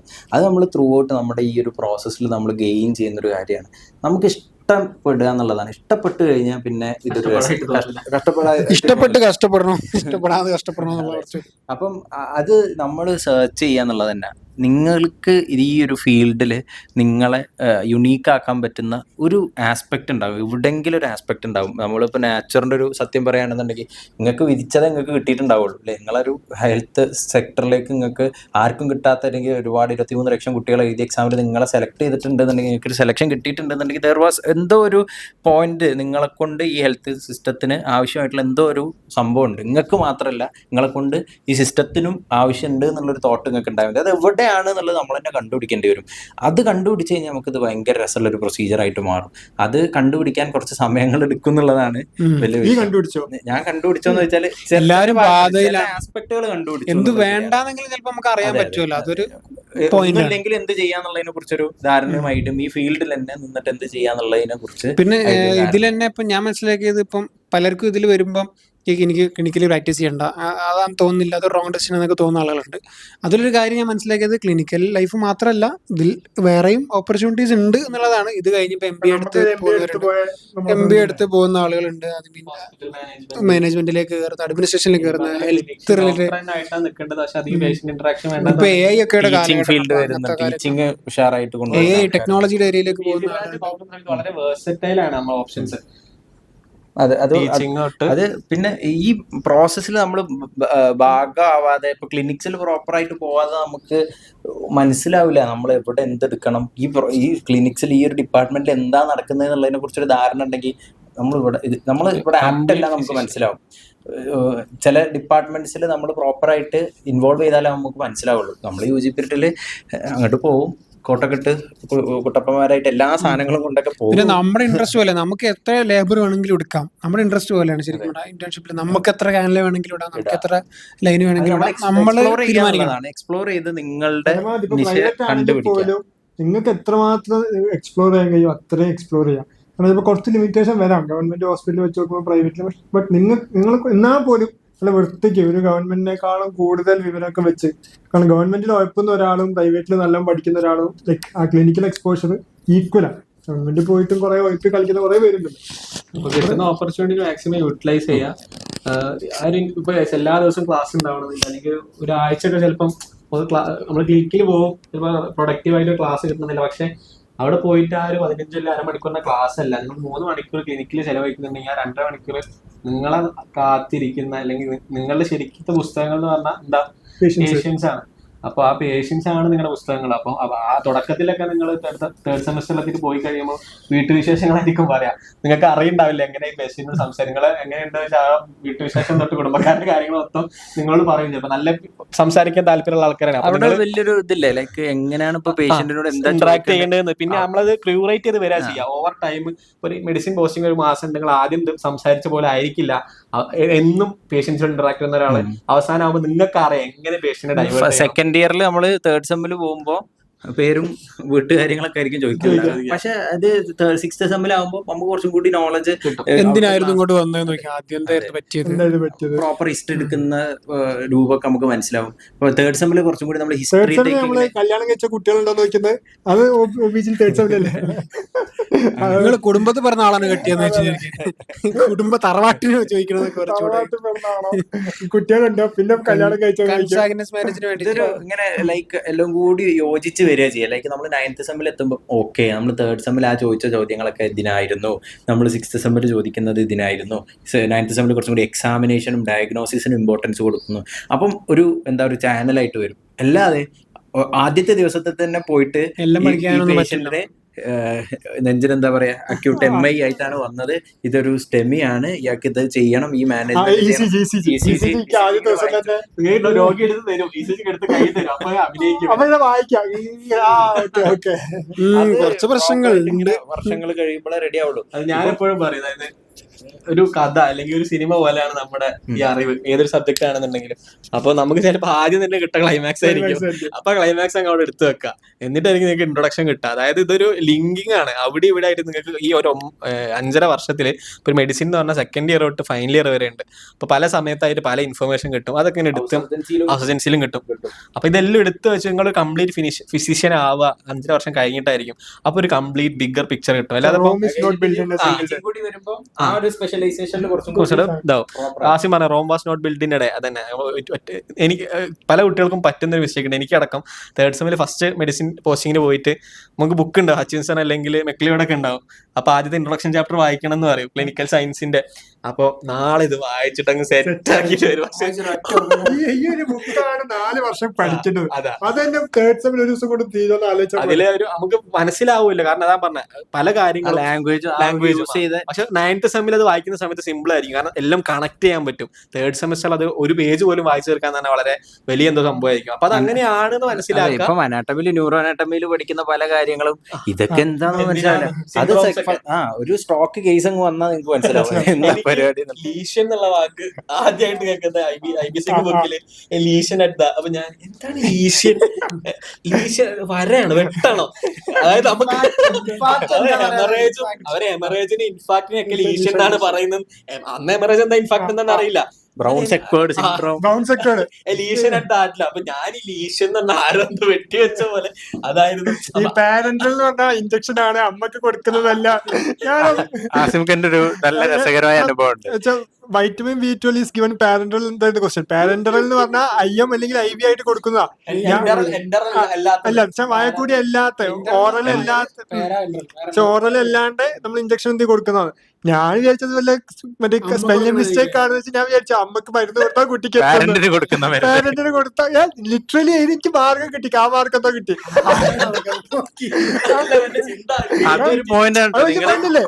കാരണം പാരന്റ് ഞാൻ ചിന്തിച്ചു, ഞാൻ ഈ ക്വസ്റ്റ്യൻ പഠിച്ചിട്ടില്ല എന്ന് വിട്ടില്ല. ഞാൻ ചോദിച്ചു പാരന്റിൽ വല്ല മറ്റെന്താ ടൈപ്പിംഗ് മിസ്റ്റേക്ക് ആണ്, അമ്മക്ക് കൊടുക്കുക കുട്ടിക്ക് കിട്ടും, ഇത് അമ്മക്ക് കൊടുക്കുക കുട്ടിക്ക് കിട്ടും, മാർക്ക് ഡിപ്പാർട്ട്മെന്റ് തന്നു, നീ വെച്ചോന്ന് പറഞ്ഞിട്ട്. അല്ല, അതൊരു പോയിന്റ് ആയിട്ട് ഒരു ക്വസ്റ്റ്യൻ നിങ്ങൾ എക്സാമിന് വിടരുത്. അതൊരു point എന്തെങ്കിലും കിട്ടും. കാരണം ആ മാർക്ക് കൊണ്ടാണ് നമുക്ക് 49 അതാവുന്ന വെച്ചാൽ നമ്മൾ അതുകൊണ്ടായിരിക്കും പാസ്സാവുക. അത് point നമുക്ക് പറയാൻ കഴിയില്ലല്ലോ നമ്മൾ എന്ത് മാർക്ക് കൊണ്ടാ പാസ്സാവുക. അപ്പൊ ഈ MBBS ഫീൽഡ് ഭയങ്കര നമ്മളെ ഡിമാൻഡിങ് ആയിട്ടുള്ള നമ്മളെ കുറച്ചും കൂടി നമ്മുടെ സ്കില്ല്, യൗവനം, സമയം, എനർജി എല്ലാം വേണം. എന്നിട്ട് നമ്മളൊക്കെ കഴിഞ്ഞ് PG കഴിഞ്ഞ് ഇറങ്ങി നമ്മളെ ജോലിയായിട്ട് ആള് കാത്തുക്കുന്നൊന്നും ആരും പ്രതീക്ഷിക്കരുത്. പിന്നെയും കഷ്ടപ്പെടണം. അവിടെ നമ്മുടെ എന്താ പറയാ ഒരു പേര് നിലനിർത്തണം, പേഷ്യൻസുമായിട്ടുള്ള ഇന്ററാക്ഷൻ ഉണ്ടാക്കിയെടുത്ത് ഒരു 10-40 വയസ്സൊക്കെ ആവും ചിലപ്പോൾ റെഡി ആകാൻ. പക്ഷേ ഈ ബാക്കിയുള്ള പ്രൊഫഷൻസിനേക്കാൾ കൂടുതൽ റെസ്പെക്ട് കിട്ടുന്ന, അല്ലെങ്കിൽ ബാക്കിയുള്ള പ്രൊഫഷൻസിനേക്കാൾ കൂടുതൽ സാറ്റിസ്ഫാക്ഷൻ കിട്ടുന്ന ഒരു, കാരണം നിങ്ങളൊന്ന് ആലോചിച്ച് നോക്കൂ, നമ്മള് പലപ്പോഴും നമുക്ക് തന്നെ ഒരു നമ്മളൊക്കെ ഡ്രൈവിംഗ് ചെയ്യുന്ന ബൈക്ക് എന്തെങ്കിലും ഒരു ഇഷ്യൂ വന്നാൽ അല്ലെ, ഒരു തലടിച്ച് വീണ് കഴിഞ്ഞാലൊക്കെ നമുക്കറിയില്ല നമുക്ക് എന്താ പറ്റുക എന്നുള്ളത്. അവിടെ നമുക്ക് നിങ്ങളൊന്ന് ആലോചിക്കും, നല്ലൊരു ക്ലിനീഷ്യന്റെ അടുത്ത് പോകാൻ നമ്മളെപ്പോഴും കൊതിക്കൂലേ. അവിടെ നമ്മളെ രക്ഷിക്കുന്ന ആ ഒരു അവരുടെ കഴിവ് തന്നെയാണ് അല്ലെ. ഇത് കറക്റ്റ് ഡയഗ്നോസ് ചെയ്ത് ഇതിന് കറക്റ്റ് ട്രീറ്റ്മെന്റ് ഇതാണ്. പേഷ്യന്റ് തലകറങ്ങി, തലകറക്കം, ചെറിയൊരു തലവേദന എന്ന് പറഞ്ഞു വരുമ്പോ അതൊരു പോസ്റ്റീരിയർ സർക്കുലേഷൻ സ്ട്രോക്ക് ആണോ എന്ന് ചിന്തിക്കാൻ പറ്റണം. അവിടെ അത് എക്സ്പീരിയൻസ് ആയിട്ട് ആ ഒരു ഫീൽഡിൽ രസമായിട്ട് നിൽക്കുന്ന ആൾക്കാർക്ക് പറ്റുള്ളൂ. അവിടെ അത് ഡയഗ്നോസ് ചെയ്ത് അയാളെ രക്ഷിക്കാൻ പറ്റിയാല് അത് വലിയൊരു കാര്യം. ബേസിക്കായിട്ട് ആസിം എന്നും പറയും, നമ്മുടെ അച്ഛനോ അമ്മയ്ക്കോ എന്തെങ്കിലും പറ്റിയാൽ ചികിത്സിക്കാനുള്ള വിവരം നമുക്ക് വേണം. കാരണം ഇപ്പൊ നമ്മള് പാരന്റ്സ് ആയിട്ട് എവിടെയെങ്കിലും പോയി അവിടെ ഒരു മിസ്ഡയഗ്നോസ് വന്ന് മരുന്ന് മാറിക്കൊടുത്ത് നമുക്ക് ആ ട്രീറ്റ്മെന്റ് കിട്ടിയിട്ടില്ല, അതുമാണ് അവർക്ക് എന്ത് സംഭവിച്ചാൽ നമുക്ക് കിട്ടുന്ന ഒരു വിഷമം ഉണ്ടല്ലോ. അതിന് പകരം ഒരു അസുഖം അവർ കറക്റ്റ് കണ്ടുപിടിച്ചു, കറക്റ്റ് ട്രീറ്റ്മെന്റ് കൊടുത്തു, കാരണം പ്രോട്ടോകോൾ പ്രകാരം ട്രീറ്റ്മെന്റ് കൊടുത്തു, ആ അസുഖം മാറുക. അപ്പൊ അതെ, കാരണം നമ്മൾ നമ്മൾ ഈ മനുഷ്യന്മാരായിട്ട് ഇതാക്കി ആ രോഗങ്ങളൊക്കെ ആയിട്ട് ആണല്ലോ നമ്മൾ ജീവിക്കാൻ പോകുന്നത്. വലിയൊരു റോൾ അസൈൻ ചെയ്യപ്പെട്ട ആൾക്കാരല്ലേ. നമ്മളിപ്പോഴും പറയും പടച്ചോനാണ് തീരുമാനിക്കുക അവർ ജീവൻ എടുക്കണോ വേണ്ടെന്നുള്ളത്. പക്ഷെ അതിന്റെ ഇടയിൽ ഒരു മീഡിയേറ്റർ ആയിട്ട് നിലനിർത്തുന്ന ആൾക്കാരാണ് നമ്മൾ. ഇപ്പം അവിടെ നമ്മളുടെ ബ്രെയിൻ, നമ്മളെ പഠിച്ച കഴിവ്, നമ്മളുടെ അല്ലേ, അതൊക്കെ നമ്മള് അതെ, അവിടെ നമുക്ക് വലിയ റോള് പടച്ചോന് തന്നിട്ടുണ്ട്, സൊസൈറ്റി തന്നിട്ടുണ്ട്. ഇതിന്റെ ഒരു ബേസിസിലാണ് നമുക്ക് ഈ കിട്ടുന്ന എല്ലാ മെറിറ്റും വരുന്നത്. നമുക്ക് എന്താ നല്ല റെസ്പെക്ട് കിട്ടുന്നു സൊസൈറ്റിയിൽ നിന്ന്. നല്ല ഇല്ല, കാരണം ഇപ്പൊ എവിടെ പോവാണെങ്കിൽ ഇപ്പൊ പോലീസ് പോലീസ് ചെക്ക് ഉണ്ടെങ്കിൽ പോലും ചെക്കപ്പ് എന്താ പറയാ ആ സാധനം മറ്റേ അപ്പൊ നമ്മള് ഡോക്ടറാന്ന് പറയുമ്പോ തന്നെ അവർക്ക് ഇപ്പൊ അങ്ങനെയല്ല കേട്ടോ. ഇപ്പൊ ഈ ഡോക്ടർമാരെ കൂടുതൽ കഞ്ചാവാന്ന് വിചാരിക്കുന്നില്ല വേറെ. പക്ഷെ ലിറ്ററലി അങ്ങനെ ഒന്നുമല്ല. അപ്പം അവിടെ ഡോക്ടർമാരാന്ന് പറയുന്ന സമയത്തൊക്കെ നമ്മൾ പല സമയത്ത് നമ്മളത് കണ്ണൂര് പോകുമ്പോ ഓർമ്മല്ലേ, അവര് ഡോക്ടർമാരാന്ന് പറയുന്ന സമയത്ത് എവിടെ കോളേജിൽ പഠിക്കണം. അപ്പൊ നമുക്ക് ആ ഒരു ആസ്പെക്ട് മാറി, നമ്മൾ സംസാരിക്കുന്ന രീതിയും നല്ലൊരു റെസ്പെക്ട്. നമ്മള് കാണുന്ന രീതിയിൽ കുറച്ച് ഡിഫറൻസ് വരുത്തണം. തുടക്കം മുതലേ വരുത്തി കഴിഞ്ഞാൽ നമുക്ക് ഈ റിഗ്രറ്റ്സും ടെൻഷൻസും സങ്കടങ്ങളൊന്നും ഉണ്ടാവില്ല എന്നുള്ളതാണ്. നമ്മൾ എവിടെ എത്താൻ പോകുന്നു എന്നുള്ളതിനെ കുറിച്ച് നല്ല ധാരണ ഉണ്ട് എന്നുണ്ടെങ്കിൽ ഒരു ഈസി ആയിട്ടുള്ള പ്രോസസ് തന്നെയാണ്. അപ്പൊ നമുക്ക് അതിനനുസരിച്ചുള്ള പ്ലാനുകൾ നമ്മൾ ചെയ്യും. ഇപ്പോൾ ആരും പറഞ്ഞിട്ടില്ല 27 വയസ്സിൽ തന്നെ PG കിട്ടണം എന്നുള്ള റൂളൊന്നും ആരും ഉണ്ടാക്കിയിട്ടില്ല. നിങ്ങളുടെ ഫിനാൻഷ്യൽ സ്റ്റാറ്റസ്, നിങ്ങളുടെ പേഴ്സണൽ സ്റ്റാറ്റസ് എല്ലാം നോക്കിയിട്ട് എടുക്കേണ്ട സാധനമാണ് PG. ആൻഡ് ഓൾസോ അതുപോലെ ഡിസൈൻ ചെയ്യേണ്ടതാണ്. നിങ്ങൾ ലൈഫാണെങ്കിലും ഈ പറയുന്ന കരിയർ ആണെന്നുണ്ടെങ്കിലും ബാക്കി കരിയറിനെ സംബന്ധിച്ചിടത്തോളം അവർക്ക് കുറച്ചും കൂടി ഈസിയാണ്. എന്താ പറയാ, പെട്ടെന്ന് ജോലി കിട്ടും, പെട്ടെന്ന് തന്നെ. നല്ലത്. അത് പറഞ്ഞപ്പോ ഓർമ്മ, നിങ്ങൾ ഫേസ് ചെയ്യാൻ പോകുന്ന ഒരു സാധനമാണ്. ഒരു സെക്കൻഡ് ഇയർ തേർഡ് ഇയർ പഠിക്കുമ്പോൾ നിങ്ങളെ കൂടെ റിപ്പീറ്റ് ചെയ്ത് എഞ്ചിനീയറിംഗിന് പഠിച്ച ആൾക്കാർ പ്ലേസ്മെന്റ് കിട്ടി തുടങ്ങും. അവര് നമ്മളൊരു ഫൈനൽ ഇയർ എത്തുമ്പോൾ തന്നെ അവര് ഒരു 50,000 അല്ലെങ്കിൽ 1 lakh പാക്കേജിന്റെ ഒക്കെ NIT IIT ഒക്കെ ആണെന്നുണ്ടെങ്കിൽ ലാക്സിന്റെ പാക്കേജിന്റെ ഒക്കെ അവർ ജോലി ചെയ്ത് തുടങ്ങും. അപ്പോഴും വീട്ടിൽ നിന്ന് പോക്കറ്റ് മണി വാങ്ങുന്ന ആൾക്കാരായിരിക്കും നമ്മൾ. അപ്പൊ അത് ബസ്സിലെ ഫീസ് അടക്കാൻ പോലും നമ്മളിൽ ഉണ്ടല്ലോ. അപ്പൊ അത് റിയാലിറ്റിയാണ്. അതാണ് ഇത് ഉമർ പറഞ്ഞ് തുടങ്ങിയത്. കണ്ടിന്യൂ ചെയ്തത്. അത് ആ റിയാലിറ്റി ഒക്കെ വരുമെന്ന് മനസ്സിലാക്കുമ്പോൾ സ്വാഭാവികമായിട്ട് അതിനനുസരിച്ചുള്ള സൊല്യൂഷൻസും കാര്യങ്ങളും നമ്മൾ ചെയ്തു വെക്കുക എന്നുള്ളത് ഏർലി നമുക്ക് ചെയ്തു വെക്കാൻ കഴിയുന്ന കുറെ കാര്യങ്ങളുണ്ട്.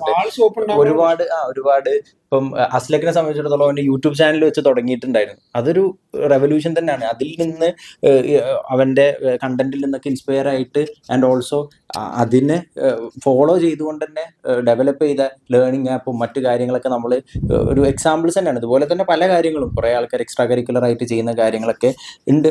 അവിടെ എപ്പോഴും നമ്മൾ ശ്രദ്ധിക്കേണ്ടത് നിങ്ങളെ ഡിഫൈൻ ചെയ്യണം എവിടെ നിങ്ങൾക്ക് പോകണം എന്നുള്ളത്. ഇപ്പം അപ്പോൾ നേരത്തെ പറഞ്ഞ ഒരു ഈസി മണിയാണ് നിങ്ങളുടെ ടാർഗറ്റ് എന്നുണ്ടെങ്കിൽ നിങ്ങൾക്ക് ട്രേഡ് ചെയ്യാം, മറ്റു കാര്യങ്ങളൊക്കെ ചെയ്യാം. പക്ഷേ ഈ ഒരു പ്രൊഫഷനിൽ നിന്നിട്ട്, ഈ ഒരു സിസ്റ്റത്തിൽ നിന്നിട്ട് നിങ്ങൾക്ക് ചെയ്യാൻ പറ്റുന്ന കുറേ കാര്യങ്ങളുണ്ട്. അത് നിങ്ങൾ എക്സ്പ്ലോർ ചെയ്ത് കഴിഞ്ഞാൽ വളരെ രസമായിരിക്കും. നിങ്ങൾക്ക് ആ ഒരു ഫിനാൻഷ്യൽ കൺസ്ട്രെയിൻസ് ഒന്നും പിന്നെ വരാനുള്ള സാധ്യത വളരെ കുറവായിരിക്കും. അതോടൊപ്പം തന്നെ കുറച്ച് കൊല്ലം ഇൻവെസ്റ്റ് ചെയ്യണമെന്നുള്ള എക്സ്പേർട്ട് ആയിട്ടൊന്നുമല്ല ഇത് പറയുന്നത്. ഇപ്പൊ ഒരു 50-60 വയസ്സുള്ള ഒരു ക്ലിനീഷ്യനോട് ചോദിച്ചാൽ അവരുടെ ലൈഫിന്റെ പെർസ്പെക്റ്റീവ് ഡിഫറെന്റ് ആയിരിക്കും. ഡിഫറെന്റ് ആയിരിക്കും. അത് നമ്മളുടെ എക്സ്പോഷർ നമ്മൾ ഈ കാണുന്ന നമ്മുടെ സീനിയേഴ്സ്, അതുപോലെ നമ്മളും സംസാരിക്കുന്ന physicians ആയിട്ടൊക്കെ സംസാരിക്കാൻ, അപ്പൊ അതിൽ നിന്നൊക്കെ ഉള്ള ഇത് വെച്ചിട്ടാണ് നമ്മൾ ഈ ഒപ്പീനിയൻസ് കാര്യങ്ങളൊക്കെ പറയുന്നത്.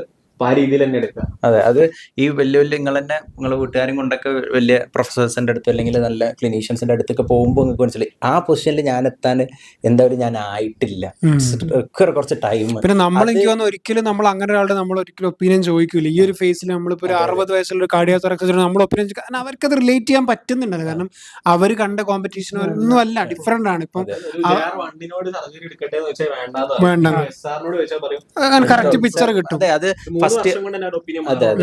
അത് ആ പ്രോസസ്സിൽ അവര് എക്സ്പ്ലോർ ചെയ്യുന്ന കാര്യങ്ങളാണ്. അല്ലെങ്കിൽ ഗവൺമെന്റിൽ വർക്ക് ചെയ്ത ആൾക്ക് വേറെ ഒപ്പീനിയൻ ആയിരിക്കും, പ്രൈവറ്റിൽ വേറെ ഒപ്പീനിയൻ ആയിരിക്കും, സ്വന്തമായിട്ട് സാധനം തുടങ്ങിയ ആൾക്ക് വേറെ ഒപ്പീനിയൻ ആയിരിക്കും. സമയം കൊടുക്കാം, ഇത് റെഡിയായി. അതെ അതെ. പിന്നെ എല്ലാം ഒരു മാജിക് ബുള്ളറ്റ് ഇല്ല എന്നുള്ളേ ഉള്ളൂ. അതെ, നമ്മൾ കഷ്ടപ്പെടണം. വഴിയൊന്നല്ല, കഷ്ടപ്പെടണം. എങ്ങനെ കഷ്ടപ്പെടണം എന്നുള്ളത് നിങ്ങൾ തീരുമാനിക്കണം. അത് സ്മാർട്ടായിട്ടും പഠിക്കാം, കഷ്ടപ്പെട്ടും പഠിക്കാം. പിന്നെ ഞാനൊക്കെ തുടക്കത്തിൽ പഠിച്ച A to Z പഠിക്കാം. പിന്നെ അൾട്ടിമേറ്റ്ലി ഇതൊന്നുമില്ല, PG ഒന്നും ഇല്ലാതെ പല PG ആളുകളുടെ അത്രയും പൈസ ഉണ്ടാക്കുന്ന ഒരുപാട് ആളുകളുണ്ട്. സാലറി ഒരു ഇതാണെന്നുണ്ടെങ്കിൽ പ്രൈമറി കെയർ എന്ന് പറയുന്നത് വലിയ ഇമ്പോർട്ടന്റ് ആയിട്ടുള്ള കാര്യമാണ്. പ്രൈമറി ഹെൽത്ത് ഒരു പേഷ്യന്റിനെ അസസ് ചെയ്യലും പ്രൈമറി കെയർ കൊടുക്കേണ്ടത് ഒരു ഇമ്പോർട്ടന്റ് കാര്യം തന്നെ. അത് സൊസൈറ്റിക്ക് ആവശ്യമുള്ള കാര്യം. എല്ലാവരും സ്പെഷ്യലൈസ്ഡ് ആവണം എന്നുള്ള നിർബന്ധമൊന്നുമില്ല. നല്ല പ്രൈമറി കെയർ ഫിഷ്യൻസ് എപ്പോഴും വേണം. കാരണം പ്രൈമറി കെയർ അൾട്ടിമേറ്റ്ലി കുറച്ചധികം നോളജ് ഇല്ലാതെ MBBS പാസ്സായി പോരാൻ കുറച്ച് ബുദ്ധിമുട്ടാണ്. ഒരു ബേസിക് നോളജ് നിർബന്ധമാണ്. ആ നോളജ് അക്വയർ ചെയ്യുന്ന പ്രോസസ്സ് കുറച്ച് ഡിഫിക്കൽട്ടാണ്. അത് കോളേജും ഫാക്കൽറ്റീസും സിസ്റ്റവും വീട്ടുകാരും എല്ലാവരും ഇൻവോൾവ് ചെയ്യുന്ന ഒരു വലിയ പ്രോസസ്സാണ്. അവിടെ നിങ്ങൾ എളുപ്പത്തിൽ എന്താ പറയാ ഗ്രാസ്പ് ചെയ്ത് കഴിഞ്ഞാൽ സക്സസ് ആവും. അൾട്ടിമേറ്റ്ലി വിവരം ഭയങ്കര ഇമ്പോർട്ടന്റ് ആണ്. അതൊരു വലിയ ഇറങ്ങുമ്പോൾ വിവരം മാത്രമേ നമ്മുടെ കയ്യിൽ ഉണ്ടാവുകയുള്ളൂ. ഓരോരുത്തർ ഓരോന്ന് ചോദിക്കുമ്പോൾ ഇപ്പം ഫാദർ അല്ലെങ്കിൽ നിങ്ങളുടെ പാരന്റ് ഓൾറെഡി ഇപ്പൊ കാർഡിയാക് പേഷ്യന്റ് മരുന്ന് എടുക്കുന്ന ആളാണ്. അപ്പൊ പെട്ടെന്ന് ഒരു വേദന വരുമ്പോൾ ഈ വേദനയുടെ ഗുളിക കൊടുക്കാൻ പറ്റുമോ എന്ന് അപ്പം ഗൂഗിൾ നോക്കി അടിക്കേണ്ട അവസ്ഥ. ബ്രസ്റ്റ് ഫീഡിംഗ് ആയിട്ടുള്ള മദേഴ്സ് ഒക്കെ വരുമ്പോൾ ഈ മരുന്ന് കൊടുക്കാൻ പറ്റും. നമ്മളെ സംബന്ധിച്ചിടത്തോളം നമ്മളൊരു MBBS കഴിയുമ്പോൾ നമ്മളിപ്പം ഹൗസ് സർജറി സമയത്താണ് നമ്മൾ മരുന്ന് തന്നെ എഴുതി തുടങ്ങുന്നത്. ഇപ്പം വീട്ടില് വല്യപ്പ രാത്രി ഭയങ്കര ശ്വാസം മുട്ടെന്തോ BP നോക്കുമ്പോ ഭയങ്കര ട്യൂട്ടൻ എത്ര ഉണ്ട്. അപ്പൊ മാപ്പ ഫാർമസിസ്റ്റാ, പക്ഷെ മാപ്പക്ക് അവിടെ ഈ മരുന്നാണ് കൊടുക്കലെന്നറിയാം. ബട്ട് ഇന്ന BPക്ക് ഈ മരുന്ന് കൊടുക്കുമോ, ആ സമയത്ത് കൊടുക്കാൻ പറ്റുമോ എന്നറിയില്ല. അത് നമ്മളാണല്ലോ പഠിക്കുന്നത്. അപ്പൊ അവിടെ നമ്മൾ ഡിസിഷൻ എടുത്ത് ഈ മരുന്ന് ഇപ്പൊ കൊടുത്തോളൂ എന്ന് പറയാനുള്ള ഒരു റിസ്ക് ഫാക്ടർ ആണല്ലോ. കാരണം ഇതിപ്പോ വലിയ സ്ട്രോക്ക് ആണെങ്കിൽ നമുക്ക് BP കുറയ്ക്കാൻ പറ്റൂല, ഹെമറേജിക്ക് ആണെങ്കിലേ കുറയ്ക്കുള്ളൂ, ഇച്ചിമിക്ക് ആണെങ്കിൽ കുറയ്ക്കണ്ട. ഞാൻ അതല്ല, അതൊന്നും അല്ല, സാധാ സംഭവമാണെങ്കിൽ കുറയ്ക്കുക, ഇത്രയേ കുറയ്ക്കാൻ പറ്റുള്ളൂ. അവര് നേരെ കാഷ്വാലിറ്റിക്ക് കൊണ്ടുപോയിട്ടുണ്ട്. അപ്പൊ ഞാൻ പറഞ്ഞു ലൈക്ക് ഞാൻ ഇവിടുത്തെ ഹോസ്പിറ്റലിൽ കുഴപ്പമൊന്നുമില്ല, BP ഒന്ന് കുറയ്ക്കാന്ന് പറഞ്ഞാൽ ചെറിയ ഡ്രഗ് കൊടുത്തു. അപ്പൊ ലൈക്ക് രാവിലെ ആയപ്പോ ഭയങ്കര കുറഞ്ഞു, ലൈക്ക് നോർമലായി. അപ്പൊ എന്നോട് വലിയ പറഞ്ഞാ ഈ കൊണ്ട് സമാധാനമായത്. കാരണം ഭയങ്കര ഒരു സംഭവമല്ലേ. കാരണം ഞാൻ രാത്രി മാപ്പ് എണീച്ച് വലിപ്പൊക്കെ സുഖമില്ല എന്ന് പറഞ്ഞാൽ, കാരണം അതൊക്കെ നമ്മള് പഠിക്കുന്ന ബേസ്. കാരണം അത് ഒരു ടെക്സ്റ്റ് ബുക്ക് വായിച്ചാലേ നമ്മള് കുറെ ഒരു 4-5 രസകരമായ എക്സ്പീരിയൻസ് ഉണ്ട്. കാഷ്വാലിറ്റിയിലൊരു പെണ്ണുങ്ങൾ ശ്വാസം കിട്ടാതെ അത് നമ്മള് ഒരു സെക്കൻഡ് ഇയർ സമയത്തൊക്കെ നമുക്ക് LRC നമ്മുടെ ഒരു വർക്ക്ഷോപ്പ് ഉണ്ടായിരുന്നു. മറ്റേ CPR കൊടുക്കുന്ന ഇംഗ്ലീഷ് മാനുവർ ഒക്കെ കൊടുക്കുന്ന ഒരു വർക്ക്ഷോപ്പ്. അന്ന് ഇങ്ങനെ ചെറുതായിട്ട് നമ്മളിങ്ങനെ ചെയ്ത് ശീലിച്ചൊക്കെ ഉണ്ടായിരുന്നു. ഞാൻ കാഷ്വാലിറ്റിയിൽ ഒരു ദിവസം രാത്രി 8 മണിക്കാണ് ഡ്യൂട്ടി, 8 to രാവിലെ 8, രാത്രി 8 മുതൽ രാവിലെ 8 വരെയാണ് ഡ്യൂട്ടി. അങ്ങനെ ഡ്യൂട്ടിക്ക് കയറുകയാണ്. അപ്പോൾ കയറുന്ന സമയത്ത് ഇങ്ങനെ ഓരോ പേഷ്യൻസ് ഇങ്ങനെ വിളിച്ചപ്പോൾ അവിടെ ഇങ്ങനെ പോകുമായിരുന്നു. അപ്പം ഇങ്ങനെ പോണ ഇടയിൽ ഒരു വല്യപ്പുണ്ട്. വല്യപ്പൊക്കാണ് ബുദ്ധിമുട്ടായിട്ട് കാഷ്വാലിറ്റിയിൽ വന്നത്. സർജറി കാഷ്വാലിറ്റിയിൽ നിൽക്കുമ്പോഴാണ് വല്യപ്പൊക്കെ ബുദ്ധിമുട്ടായിട്ടാണ് വന്നത്, വയറുവേദന എന്തായിട്ടാണ് വന്നത്. അതിൻ്റെ അടുത്തൊരു വല്യമ്മ ഉണ്ട്. ആ വല്യമ്മ പഴംപൊരിയൊക്കെ കഴിക്കുക, ഒരു പഴംപൊരിന്റെ ഭാഗമൊക്കെ കാണുന്നുണ്ട്. വല്യമ്മ ഇങ്ങനെ ആർപ്പും പുളിയൊക്കെ ഉണ്ടാക്കുന്നുണ്ട്. ആർപ്പും പുളി പറഞ്ഞാൽ ഒച്ചൊന്നും വരുന്നില്ല, ഇങ്ങനെ ഭയങ്കര വെപ്രാളം ഇങ്ങനെ കാണിക്കുന്നത്. നമ്മൾ ആദ്യം വിചാരിച്ചത് പേഷ്യന്റ് ശരിക്ക് ആ വല്യപ്പാണല്ലോ. അപ്പൊ വല്യപ്പാന്റെ അടുത്തേക്കാണ് നമ്മൾ ശരിക്കും ഓർക്കെന്തോ പറ്റിയെന്ന് വിചാരിച്ച് പോയി നോക്കുമ്പോൾ വല്യപ്പൊക്കെ കുഴപ്പമൊന്നുമില്ല. വല്യപ്പ ഇങ്ങനെ നിൽക്കുന്നുണ്ട്. വല്യമ്മ ഇങ്ങനെ എന്തോ ഒരു പ്രത്യേകതരം ശബ്ദമൊന്നും വരുന്നില്ല, മുഖമൊക്കെ ഒരു കളറൊക്കെ മാറി തുടങ്ങുന്നുണ്ട്. അപ്പൊ തന്നെ നമുക്ക് മനസ്സിലായി, അവിടെ ഒരു പഴംപൊരിയുടെ ചെറിയ കഷ്ണം കണ്ടപ്പോൾ മനസ്സിലായി ഇത് എന്താണ് ഫോറിൻ ബോഡി ചോക്കിങ് ഉണ്ടായതാണെന്ന് മനസ്സിലായി. അപ്പം വേറെ ആരുമില്ല, ഞാൻ തന്നെ അപ്പം ബാക്കിൽ പോയിട്ട് പേഷ്യന്റിന്റെ ഹെംലിഷ് മാനൂവർ ചെയ്തിട്ട് പഴംപൊരിന്റെ ചെറിയൊരു പീസ് പുറത്തേക്ക് വന്നു. അപ്പം ഇൻസ്റ്റന്റ് ആയിട്ട് റിലീഫ് വരികയാണ്. അപ്പം എനിക്കും സത്യം പറഞ്ഞാല് ആ ഒരു തീരുമാനം പുറത്തേക്ക് വരിക അറിയില്ല. നമ്മളെ സംബന്ധിച്ചിടത്തോളം റിയൽ ആയിട്ട് ഒരു പേഷ്യന്റിന്റെ മേലെ ആദ്യമായിട്ടാണ് ഞാൻ ചെയ്യുന്നത്. കാരണം ഒരു എന്താ പറയാ മാനിക്കന്റെ മേലായിരുന്നു പണ്ട് ചെയ്തത്. അണ്ണാക്കിൽ കുരിക്കലും അഭിനയിക്കാൻ വിളിക്കാനും ഒപ്പം പറ്റുന്നില്ല. കാരണം സർജറി കാഷ്വാലിറ്റി അത്രയും തിരക്കാം, PGs ഒക്കെ അവിടെ എഴുതും കാര്യങ്ങളായിരിക്കും. ഞാനിങ്ങനെ ആ വഴിയിലൂടെ പോകുന്നുണ്ട്, എന്തോ വേറെ ആവശ്യത്തിന് പോകുമ്പോ ഈ ഇത് കണ്ടപ്പോ, ഈ ഒരു സിനാരിയോ കണ്ടപ്പോ ഞാൻ അപ്പം തന്നെ ഹെംലിഷ് മാനൂവർ ചെയ്തു. ബ്രെയിനിന് ഓക്സിജൻ ഇല്ലാതെ അധികം നിൽക്കാൻ പറ്റില്ല, സെക്കൻഡുകൾ മതി ബ്രെയിൻ മരണപ്പെടാൻ. കുറെ ആൾക്കാരൊക്കെ മരണപ്പെട്ടിട്ടുണ്ട്. പേഷ്യന്റ് അല്ലാതെ ബുദ്ധിമുട്ട് കാണിക്കുന്നത് പോയി തിരിച്ചറിയുമ്പോഴേക്കെല്ലാം പോയിട്ടുണ്ടോ? എന്റെ പെങ്ങളെ മോളിൽ മാതിരി പുട്ട് വീട്ടിൽ നിന്ന് വിടുമ്പോൾ ഞാൻ ഉണ്ട്, ഞാൻ അടിച്ചോ പുറത്തോട്ട് വന്നു. ഞാൻ കുറെ നേരം ആലോചിച്ചത് പുറത്തേക്ക് വരൂലേ എന്നിങ്ങനെ. അത് നമ്മള് നമുക്ക് സെക്കൻഡ് ഇയറിൽ അല്ലെ, സെക്കൻഡ് ഇയർ സമയത്ത് കിട്ടിയ ഒരു എക്സ്പീരിയൻസ് ഇങ്ങനെ ചെയ്യണത് ഈ ഫോഴ്സിൽ തമ്പ് ഇങ്ങനെ വെച്ചിട്ട് കറക്റ്റ് അപ്വേർഡ് ആൻഡ് ബാക്ക്വേർഡ് ആയിട്ട് നമ്മൾ കൊടുക്കണം എന്നുള്ളത് പ്രോപ്പറായിട്ട് അന്ന് ചെയ്ത് മനസ്സിലാക്കും. പ്രാക്ടിക്കൽ എക്സ്പീരിയൻസ് നമുക്ക് കിട്ടിയപ്പം അത് ഡയറക്റ്റ് പേഷ്യന്റിന്റെ മേലെ ചെയ്യാൻ കഴിഞ്ഞപ്പോൾ പേഷ്യന്റിന് റിലീവ് ചെയ്യാൻ പറ്റും. ജീവനാണ് രക്ഷപ്പെടുന്നത്. എന്നിട്ട് പിന്നെ നോർമലായിട്ട് നമ്മൾ കാഷ്വാലിറ്റിയിലെ പരിപാടിയൊക്കെ കഴിഞ്ഞ് പിറ്റേന്ന് റൗണ്ട്സ് എടുക്കുന്ന സമയത്ത് അമ്മന്റെ അടുത്ത് എന്ന് പറഞ്ഞു പോകണ്ടായിട്ട് രക്ഷപ്പെട്ടത്. അപ്പൊ ഭയങ്കര ഒരു സന്തോഷമാണല്ലോ. അതാണ് ഇതിന്റെ നല്ല വേദന ഉണ്ടാവും. എന്നോട് എന്റെ പെങ്ങളെ മോള് നല്ല വേദന. അപ്പൊ ഞാൻ പിന്നെ മാഡത്തോട് ചോദിച്ചു, മാഡം ചെയ്താൽ വേദന ഉണ്ടോ? ആ വേദന ഉണ്ടാവാൻ ചാൻസ് ഉണ്ട്, കുഴപ്പമില്ല എന്ന് പറഞ്ഞു. നല്ല വേദന ഉണ്ടെങ്കിൽ മാത്രം നോക്കിയാൽ മതി എന്ന് പറഞ്ഞു. രക്ഷപ്പെടുക. അത് രോഗിയായിട്ട് വന്ന ആളല്ല, രോഗിയുടെ കൂടെ വന്ന ആൾക്കാണ് ഈ ഒരു വിഷയം വന്നത്. പഴംപൊരിഞ്ഞ് തിന്നൂല.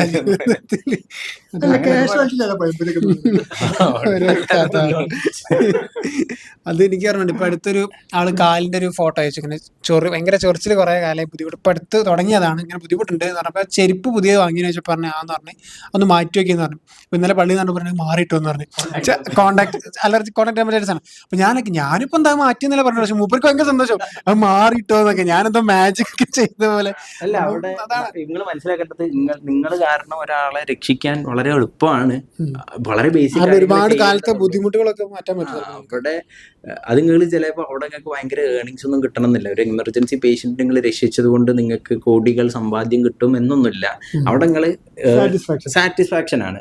അത് നിങ്ങൾക്ക് ഇഷ്ടമുണ്ടോ എന്നുള്ളതാണ് റിച്ച്നെസ് ആണ്. പൈസ ഉണ്ടാക്കാൻ ഇപ്പം മെഡിക്കൽ ഫീൽഡിൽ പൈസ ഉണ്ടാക്കാൻ ഏറ്റവും എളുപ്പം അൺഎത്തിക്കൽ വേസ് ആണല്ലേ. നമ്മൾ എന്തോലും ഡിസ്കസ് ചെയ്ത കുറെ കാര്യങ്ങൾ അൺഎത്തിക്കലായിട്ട് ഒരു വെന്റിലേറ്റർ റിച്ച്നെസ് കുറെ ഉണ്ട്. ഇപ്പൊ ഞാൻ ഭക്ഷണം കഴിച്ചാൽ എന്തായാലും കുറച്ച് ബാക്കി ഞാൻ മൂസക്ക് കൊടുക്കും. സന്തോഷം.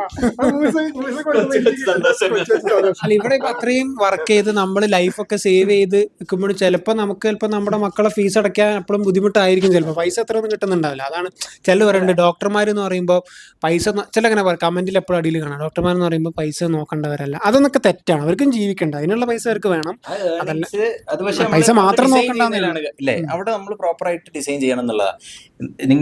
നിങ്ങൾ മുൻതൂക്കം കൊടുക്കുന്നത് ഏത് ലെവൽ ഓഫ് സാറ്റിസ്ഫാക്ഷൻ ആണ്. ലൈക്ക് ഇങ്ങനത്തെ ഇതുപോലത്തെ കേസസുകളെ നേരിൽ കണ്ട് എമർജൻസി കേസുകളെ പെട്ടെന്ന് ട്രീറ്റ് ചെയ്തിട്ട് സാറ്റിസ്ഫാക്ഷൻ കിട്ടുന്ന ആൾക്കാരുണ്ടാവും. ഒരു സർജറി ചെയ്യുമ്പോൾ ഒരു സർജനും മെഡിസിൻ തമ്മിലുള്ള വലിയൊരു വ്യത്യാസം. സർജൻ ഇൻസ്റ്റന്റ് ആയിട്ട് റിലീഫ് കിട്ടില്ലേ. സർജൻ ഒരു കേസ് പ്രോപ്പറായിട്ട് അങ്ങോട്ട് എന്താ പറയുക റിസെക്ട് ചെയ്ത് കഴിയുക, അല്ലെങ്കിൽ അത് അനാസ്റ്റമോസ് ചെയ്ത് കഴിഞ്ഞാൽ സർജന് ഇൻസ്റ്റന്റ് റിലീഫാണ്. അത് ഇൻസ്റ്റന്റ് റിലീഫ്. പക്ഷെ മെഡിസിൻ ഡോക്ടറെ സംബന്ധിച്ചിടത്തോളം ഒരു ക്രോണിക് പേഷ്യന്റ് ആയിരിക്കും വരിക. ഷുഗറും കൊണ്ട് അയാൾ 45 വയസ്സ് വന്നതായിരിക്കും, 60 വയസ്സുടെ ഇയാളെ അടുത്ത് തന്നെ ആയിരിക്കും വരിക. അയാൾക്കൊരു ഇത് കൂടില്ലാതെ കുറയാനുള്ള പ്രോഗ്രഷൻ കുറച്ചിട്ടുണ്ടാവും. പക്ഷെ അൾട്ടിമേറ്റ്ലി വലിയൊരു എന്താ പറയാ മാറ്റം ചിലപ്പോൾ കാണാൻ പറ്റണം. എമർജൻസികളാ പിന്നെ ഉണ്ടാവും. കൊളാപ്സ് ആയി കഴിഞ്ഞാൽ CPR എടുത്ത് റിസസിറ്റേറ്റ് അങ്ങനെയുള്ളതാണ് emergency physician. Chronically main complication ഒക്കെ തടയുന്നുണ്ടാവും. അതെ, അത് ഓരോ ലെവലാണ്. അത് നിങ്ങൾ ഐഡന്റിഫൈ ചെയ്യാന്നുള്ളത്. അത് ഐഡന്റിഫൈ ഭയങ്കര പാടാണ് ഇപ്പത്തെ സിസ്റ്റത്തിൽ. നോക്കുന്ന സമയത്ത് അത് വെച്ച് കറക്റ്റ് ഡയഗ്നോസ് കൊടുത്ത് ഇപ്പൊ പാത്തോളജിസ്റ്റ് അല്ലെങ്കിൽ മെഡിസിൻ ആൾ വിളിച്ചാൽ ആ ഡയഗ്നോസ് കറക്റ്റ് ആണ് കേട്ടോ എന്ന് പറയുമ്പോൾ കിട്ടുന്ന പേഷ്യന്റിനെ പോലും അറിയുന്നുണ്ടാവില്ല. പിന്നെ ഒരു CT സ്കാൻ എഴുതുമ്പോൾ റേഡിയോളജിസ്റ്റ് ആയിരിക്കും അത് ഫൈൻഡ് ചെയ്യുന്നത്. അതിലിങ്ങനെ പ്രശ്നം നോഡ് കാണുന്നുണ്ട് നോക്കണം എന്ന് പറയുന്ന റേഡിയോളജിസ്റ്റ് ആയിരിക്കും. ഇനിയിപ്പോ AI ഹെൽത്ത് കെയറിലൊക്കെ AIന്റെ ആർട്ടിഫിഷ്യൽ ഇന്റലിജൻസും മറ്റു കാര്യങ്ങളൊക്കെ വരുമ്പോൾ നമ്മൾ അപ്ഡേറ്റഡ് ആയിട്ട് നമ്മളൊക്കെ പെട്ടെന്ന് റിപ്ലേസ് ചെയ്യും. അവിടെ എവിടെയാണ് നമ്മൾ എന്നുള്ളതാണ്. ഇപ്പം AIക്ക് ഇപ്പം നിങ്ങൾ മനസ്സിലാക്കുക, നിങ്ങൾ ജസ്റ്റ് ഒന്ന് എന്താ പറയാ വീട്ടിൽ ഒരു യൂറിനറി ഇൻഫെക്ഷൻ ഉള്ള ഒരാളുണ്ടെന്നുണ്ടെങ്കിൽ, നിങ്ങളൊരു സെക്കൻഡ് ഇയർ കുട്ടിയാണെന്നുണ്ടെങ്കിൽ നിങ്ങൾക്ക് എന്ത് ചെയ്യാൻ പറ്റും? ഫാർമക്കോളജി കുറച്ച് ഐഡിയ ഉണ്ടെന്നുണ്ടെങ്കിൽ ഈ മരുന്ന് കൊടുക്കാൻ പറ്റുമോ ഇല്ല, ഇതിന്റെ കോൺട്രാ ഇൻഡിക്കേഷൻസ് എന്തൊക്കെ, അത് അഡ്വേഴ്സ് എഫക്ട്സ് എന്താണെന്ന് ചാറ്റ് GPT അടിച്ചാൽ നിങ്ങൾക്ക് വേണമെങ്കിൽ പ്രിസ്ക്രിപ്ഷൻ ആയിട്ട് തരും. ഡോക്ടറെ കാണിക്കേണ്ട ആവശ്യം ഉണ്ടാവില്ല. നിങ്ങൾക്ക് ഒരു ഐഡിയ ഉണ്ടെന്നുണ്ടെങ്കിൽ ഈ മരുന്ന് ഉണ്ടാക്കാൻ ഐഡിയ ഉണ്ടെന്നുണ്ടെങ്കിൽ പ്രോപ്പറായിട്ട് ചോദിക്കാൻ അറിയെങ്കിൽ പറഞ്ഞു. റീപ്ലേസ് ചെയ്യാൻ പറ്റുന്ന കുറെ സാധനങ്ങൾ വരാൻ പോവാണ്. അവിടെ നമ്മുടെ നമ്മൾ മുന്നേ നോക്കി കാണണം, ഇങ്ങനെയൊക്കെ ചെയ്യേണ്ടി വരും, ഇവിടെ നമ്മുടെ റോൾ ഇതായിരിക്കണം, അത് നമ്മൾ മനസ്സിലാക്കണം. എന്നാലേ നമുക്ക് എന്ത് ചെയ്യാൻ പറ്റും, നമ്മൾ വിചാരിച്ച രീതിയിൽ ഇപ്പം മണിയാണെങ്കിലും ഞാൻ നേരത്തെ പറഞ്ഞ ടൈപ്പ് ഓഫ് സാറ്റിസ്ഫാക്ഷൻ ആണെങ്കിലും അതൊക്കെ കിട്ടണം എന്നുണ്ടെങ്കിൽ നമ്മൾ ഒരു പ്രോപ്പർ പ്ലാനിങ് ഉണ്ടാകണം. മറ്റു കരിയർ പോലെ അല്ല, നോളജും കൂട്ടേണ്ടി വരും. അത് പക്ഷെ നമ്മൾ എക്സ്പ്ലോർ ചെയ്യാതെ കിട്ടില്ല. ഇത് ഭയങ്കര എന്താ പറയുക, ഭയങ്കര ഡിഫിക്കൽട്ടാണ് നമ്മുടെ മെഡിക്കൽ കോളേജുകളിൽ നിന്ന് ഇങ്ങനെ എക്സ്പ്ലോർ ചെയ്ത് കണ്ടുപിടിക്കുക എന്നുള്ളത്. ആ നിശ്ചയം മനസ്സിലാക്കി തരാൻ ഇപ്പൊ ആരുണ്ടാവുന്നില്ല. റിസർച്ചിനെ പറ്റിയൊന്നും ഒരു രീതിയിലും നമ്മൾ അത്ര അപ്ഡേറ്റ് അല്ല. ഇപ്പം കമ്മ്യൂണിറ്റി മെഡിസിൻ എന്ന് പറഞ്ഞ സബ്ജക്റ്റിൽ റിസർച്ച് മെത്തഡോളജീസും അതുപോലെ ചെറിയൊരു ഗ്രൂപ്പായിട്ട് റിസർച്ച് ചെയ്യുന്നതൊക്കെ ഇമ്പോർട്ടൻ്റ് ആണെങ്കിലും നിങ്ങൾ ഇൻഡിപെൻഡൻ്റ് ആയിട്ട് ഒരു ഗൈഡിൻ്റെ അണ്ടറിൽ എങ്ങനെയാണ് ഓരോന്നിൻ്റെ പ്രോസസ്സ്, അതൊന്നും അത്ര ഡീറ്റെയിൽ ആയിട്ട് കുട്ടികളിലേക്ക് എത്തുന്നില്ല. അപ്പം ആ ഓപ്ഷൻസ് ഒക്കെ ഇൻഡിവിജ്വലി എഫേർട്ട് എടുത്തിട്ട് ചെയ്യുന്ന ഒരുപാട് പേരുണ്ട്. ഇപ്പോൾ USML പ്ലാവ് പോലുള്ള എക്സാമിന് സ്വന്തം അല്ലെങ്കിൽ നിങ്ങളുടെ പേര് ഒരു റിസർച്ച് പബ്ലിക് ആർട്ടിക്കിൾ വന്നു കഴിഞ്ഞാൽ നിങ്ങളുടെ CV വെയിറ്റേജ് കിട്ടും. അപ്പോൾ അതിന് വേണ്ടി ചെയ്യുന്ന ആൾക്കാർ എല്ലാ കോളേജിലും ഉണ്ടാവും. അതൊരു 10 താഴെ 5 താഴെ ആണെങ്കിൽ അതൊക്കെ ഒരു എല്ലാവരും ചെയ്യുന്ന ഒരു കോമൺ ആയി മാറേണ്ട ഒരു സാഹചര്യത്തിലോട്ടാണ് പേപ്പർ പെർസെന്റേജ്. കാരണം നമ്മളിപ്പോ ഞാൻ ആദ്യം ചോദിച്ച ആ ക്വസ്റ്റ്യൻ ഉണ്ടായിരുന്നില്ല, ആ ഒരു ടഫ് ക്വസ്റ്റ്യന്റെ ഉത്തരം ശരിക്കും അത് തന്നെയായിരുന്നു. അതായത് നമ്മളിപ്പോ 5 കൊല്ലം പഠിച്ച് ഇറങ്ങുമ്പോൾ നമുക്കൊരു MBBS ഡിഗ്രി ഉണ്ട്. ഇപ്പൊ doctor Aslak MBBS from Manjeri medical college. ഇതല്ലാതെ വേറെ എന്ത് നമ്മുടെ കൂടെ ഉണ്ട്? ഇപ്പൊ ഞാനാണെങ്കിൽ ഇപ്പൊ കോളേജിൽ വൈസ് ചെയർമാൻ ആയിരുന്നു, എനിക്ക് പറയാം. അതോട് കഴിഞ്ഞോ, വേറെ എന്തെങ്കിലും ഉണ്ടോ? ഒരുപാട് വേറെ ഇപ്പൊ ഞാൻ കോൽക്കളി ഇൻട്രസ്റ്റ് ചോദിച്ചെന്ന് പറയാൻ പറ്റില്ല. ഡോക്ടർ എന്നുള്ള കഴിവ് എന്താന്ന് നോക്കുമ്പോൾ ഞാൻ പേപ്പർ പ്രസന്റ് ചെയ്തിട്ടുണ്ടെന്ന് പറയണം, അല്ലെങ്കിൽ ഞാൻ എങ്ങനെ പേപ്പർ, നിങ്ങൾക്ക് എന്താണ് നിങ്ങളുടെ എക്സ്ട്രാ ഉള്ളത് ചോദിക്കും.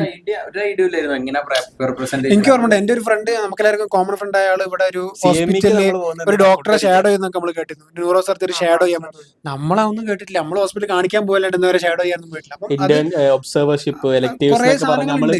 പുറത്ത് രാജ്യങ്ങളിൽ അതേപോലെ BLS സർട്ടിഫിക്കേഷൻ ഒക്കെ നമുക്ക് വേണമെങ്കിൽ ചെയ്യാം. CPR നമ്മുടെ അബ്രോഡ് സ്റ്റുഡന്റിനെ പറ്റി പറയുകയാണെങ്കിൽ ഉസ്ബെക്കിസ്ഥാനിൽ പഠിക്കുന്ന സ്റ്റുഡന്റ് ആകെ കിട്ടുന്ന ഒരു 15 ദിവസത്തെ ലീവിന് വന്നിട്ട് അതിലൊരു 10 ദിവസം ഒരു പ്രൈവറ്റ് ഹോസ്പിറ്റലിൽ ഒരു ICU ഡോക്ടറെ കീഴില് എക്സ്പീരിയൻസ് ഉണ്ടാക്കുകയാണ്. അത് സർട്ടിഫിക്കറ്റ് കിട്ടാനൊന്നല്ല, പക്ഷെ കുട്ടിന്റെ വിവരത്തിന് വേണ്ടി പ്രൈവറ്റ് മെഡിക്കൽ കോളേജുകളിലും പല കർണാടകയിലും മറ്റ് സംസ്ഥാനങ്ങളിലൊക്കെ പ്രൈവറ്റ് മെഡിക്കൽ കോളേജ് പഠിക്കുന്ന ചില ആൾക്കാർക്ക് ഇത്രത്തോളം എക്സ്പോഷർ കിട്ടുന്നില്ല എന്നുള്ളൊരു കൺഫ്യൂഷനും അതിന്റെ ഒരു ഇൻഫീരിയോറിറ്റി, ഔട്ട്സൈഡ് പഠിക്കുന്ന അബ്രോഡ് പഠിക്കുന്ന കുറെ ആൾക്കാർക്ക് ആ ഒരു ഇൻഫീരിയോറിറ്റി സംഭവം ഉണ്ടാവും. അവിടെയൊക്കെ ശരിക്കും ഇവിടെ സൊല്യൂഷൻ ഉണ്ട്. നിങ്ങൾക്ക് ഈ ലീവ് വരുന്ന സമയത്ത് പരിചയമുള്ള ഹോസ്പിറ്റൽസിൽ ഒബ്സർവേഷൻഷിപ്പിന് പോകാൻ പറ്റും എന്ന് പറഞ്ഞപ്പോ പൈസ ഒന്നുമല്ല, നിങ്ങൾ എന്ത് ചെയ്യാം, അവിടെ അറിയാം എന്താണ് ആ ഡിപ്പാർട്ട്മെന്റിൽ നടക്കുന്നത്, എന്താ സംഭവങ്ങൾ നടക്കുന്നത്, എങ്ങനെയാണ് ഇവിടെ സിസ്റ്റം വർക്ക് ചെയ്യുന്നത്, എങ്ങനെയാണ് പേഷ്യന്റിനെ മനസ്സിലാക്കുന്നത്, ഇങ്ങനത്തെ കാര്യങ്ങളൊക്കെ മനസ്സിലാക്കാൻ പറ്റും. അങ്ങനെ ഒബ്സർവേഷൻ ഷിപ്പുകളുണ്ട്. ഇപ്പം ഈ പറഞ്ഞ പോലെ റിസർച്ചുകളിലൊക്കെ ഇപ്പം അടുത്തിപ്പം നമ്മുടെ KMCTയിലൊരു നമ്മുടെ കോളേജിൽ തന്നെ പീഡിയാട്രിക്സിന്റെ HOD ആയിരുന്നല്ലോ, ചിക്സൈൻ എന്ന് പറഞ്ഞിട്ടില്ലേ, ചിക്കൻ കുനിയല് റിയാസ് സൈൻ എന്നാണ് ഇപ്പം ആ പേര് തന്നെ മാറ്റി ഇപ്പം ചിക്സൈൻ എന്ന് പറഞ്ഞിട്ട് കൊണ്ടുവന്നതായിരുന്നു. അത് കോഴിക്കോടുള്ള പീഡിയാട്രിക്സും ഒരു അതെ. അപ്പം അതൊക്കെ വലിയൊരു അച്ചീവ്മെന്റ്. കാരണം അവരുടെ പേര് അവരുടെ ഫാമിലി സർനെയിം വെച്ചിട്ട് ലോകം മൊത്തം ആ ഒരു നമ്മള് Brown Sequard syndrome, Down syndrome, Down ഒരാളാണ്, താഴത്തെ സിൻഡ്രോം അല്ലല്ലോ ശരിക്കും, ഡൗൺ സിൻഡ്രോം അങ്ങനെ എന്തൊക്കെ പഠിക്കുന്ന. പിന്നെ അതുപോലെ തന്നെ ഒരുപാട് നമ്മുടെ കോൺവൊക്കേഷൻ ഉദ്ഘാടനം ചെയ്യാൻ വന്നിരുന്ന ജെനറ്റിക്സിന്റെ നമുക്കൊന്നും അറിയാത്ത ഒരുപാട് എക്സ്ട്രീംസ് ഓഫ് ഓപ്പർച്യൂണിറ്റീസ് ഉണ്ട്.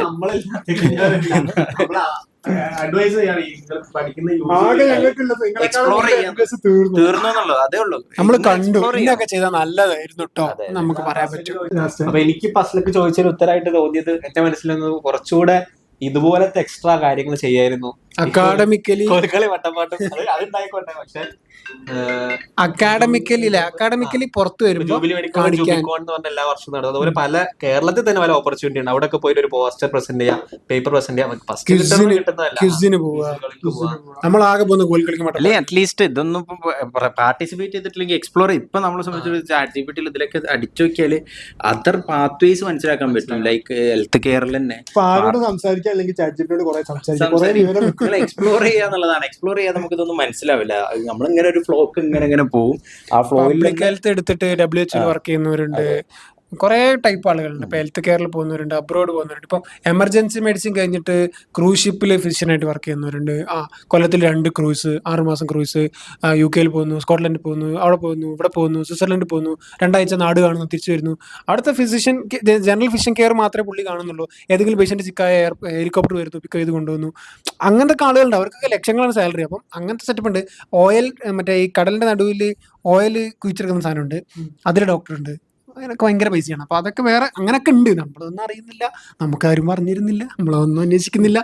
അപ്പം അത് നിങ്ങൾക്ക് ഇതിലിപ്പോൾ എന്തെങ്കിലും ഒരു ബുദ്ധിമുട്ട് തോന്നി, ഇത് എനിക്ക് പറ്റിയതല്ല, അങ്ങനെയാണ് നിങ്ങൾക്ക് പറ്റിയത് എന്താണോ അതിനുള്ള സാധനമൊക്കെ ഇവിടെ ഉണ്ട്.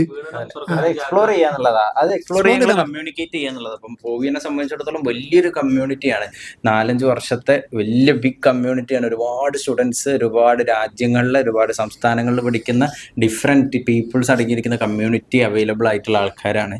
അപ്പോൾ നമ്മളെ സംബന്ധിച്ചിടത്തോളം ഇത്രയും സ്റ്റുഡൻസുമായിട്ട് ഇൻട്രാക്ട് ചെയ്യാം, നിങ്ങൾക്കും അതുപോലെ ഇൻട്രാക്ട് ചെയ്യാം.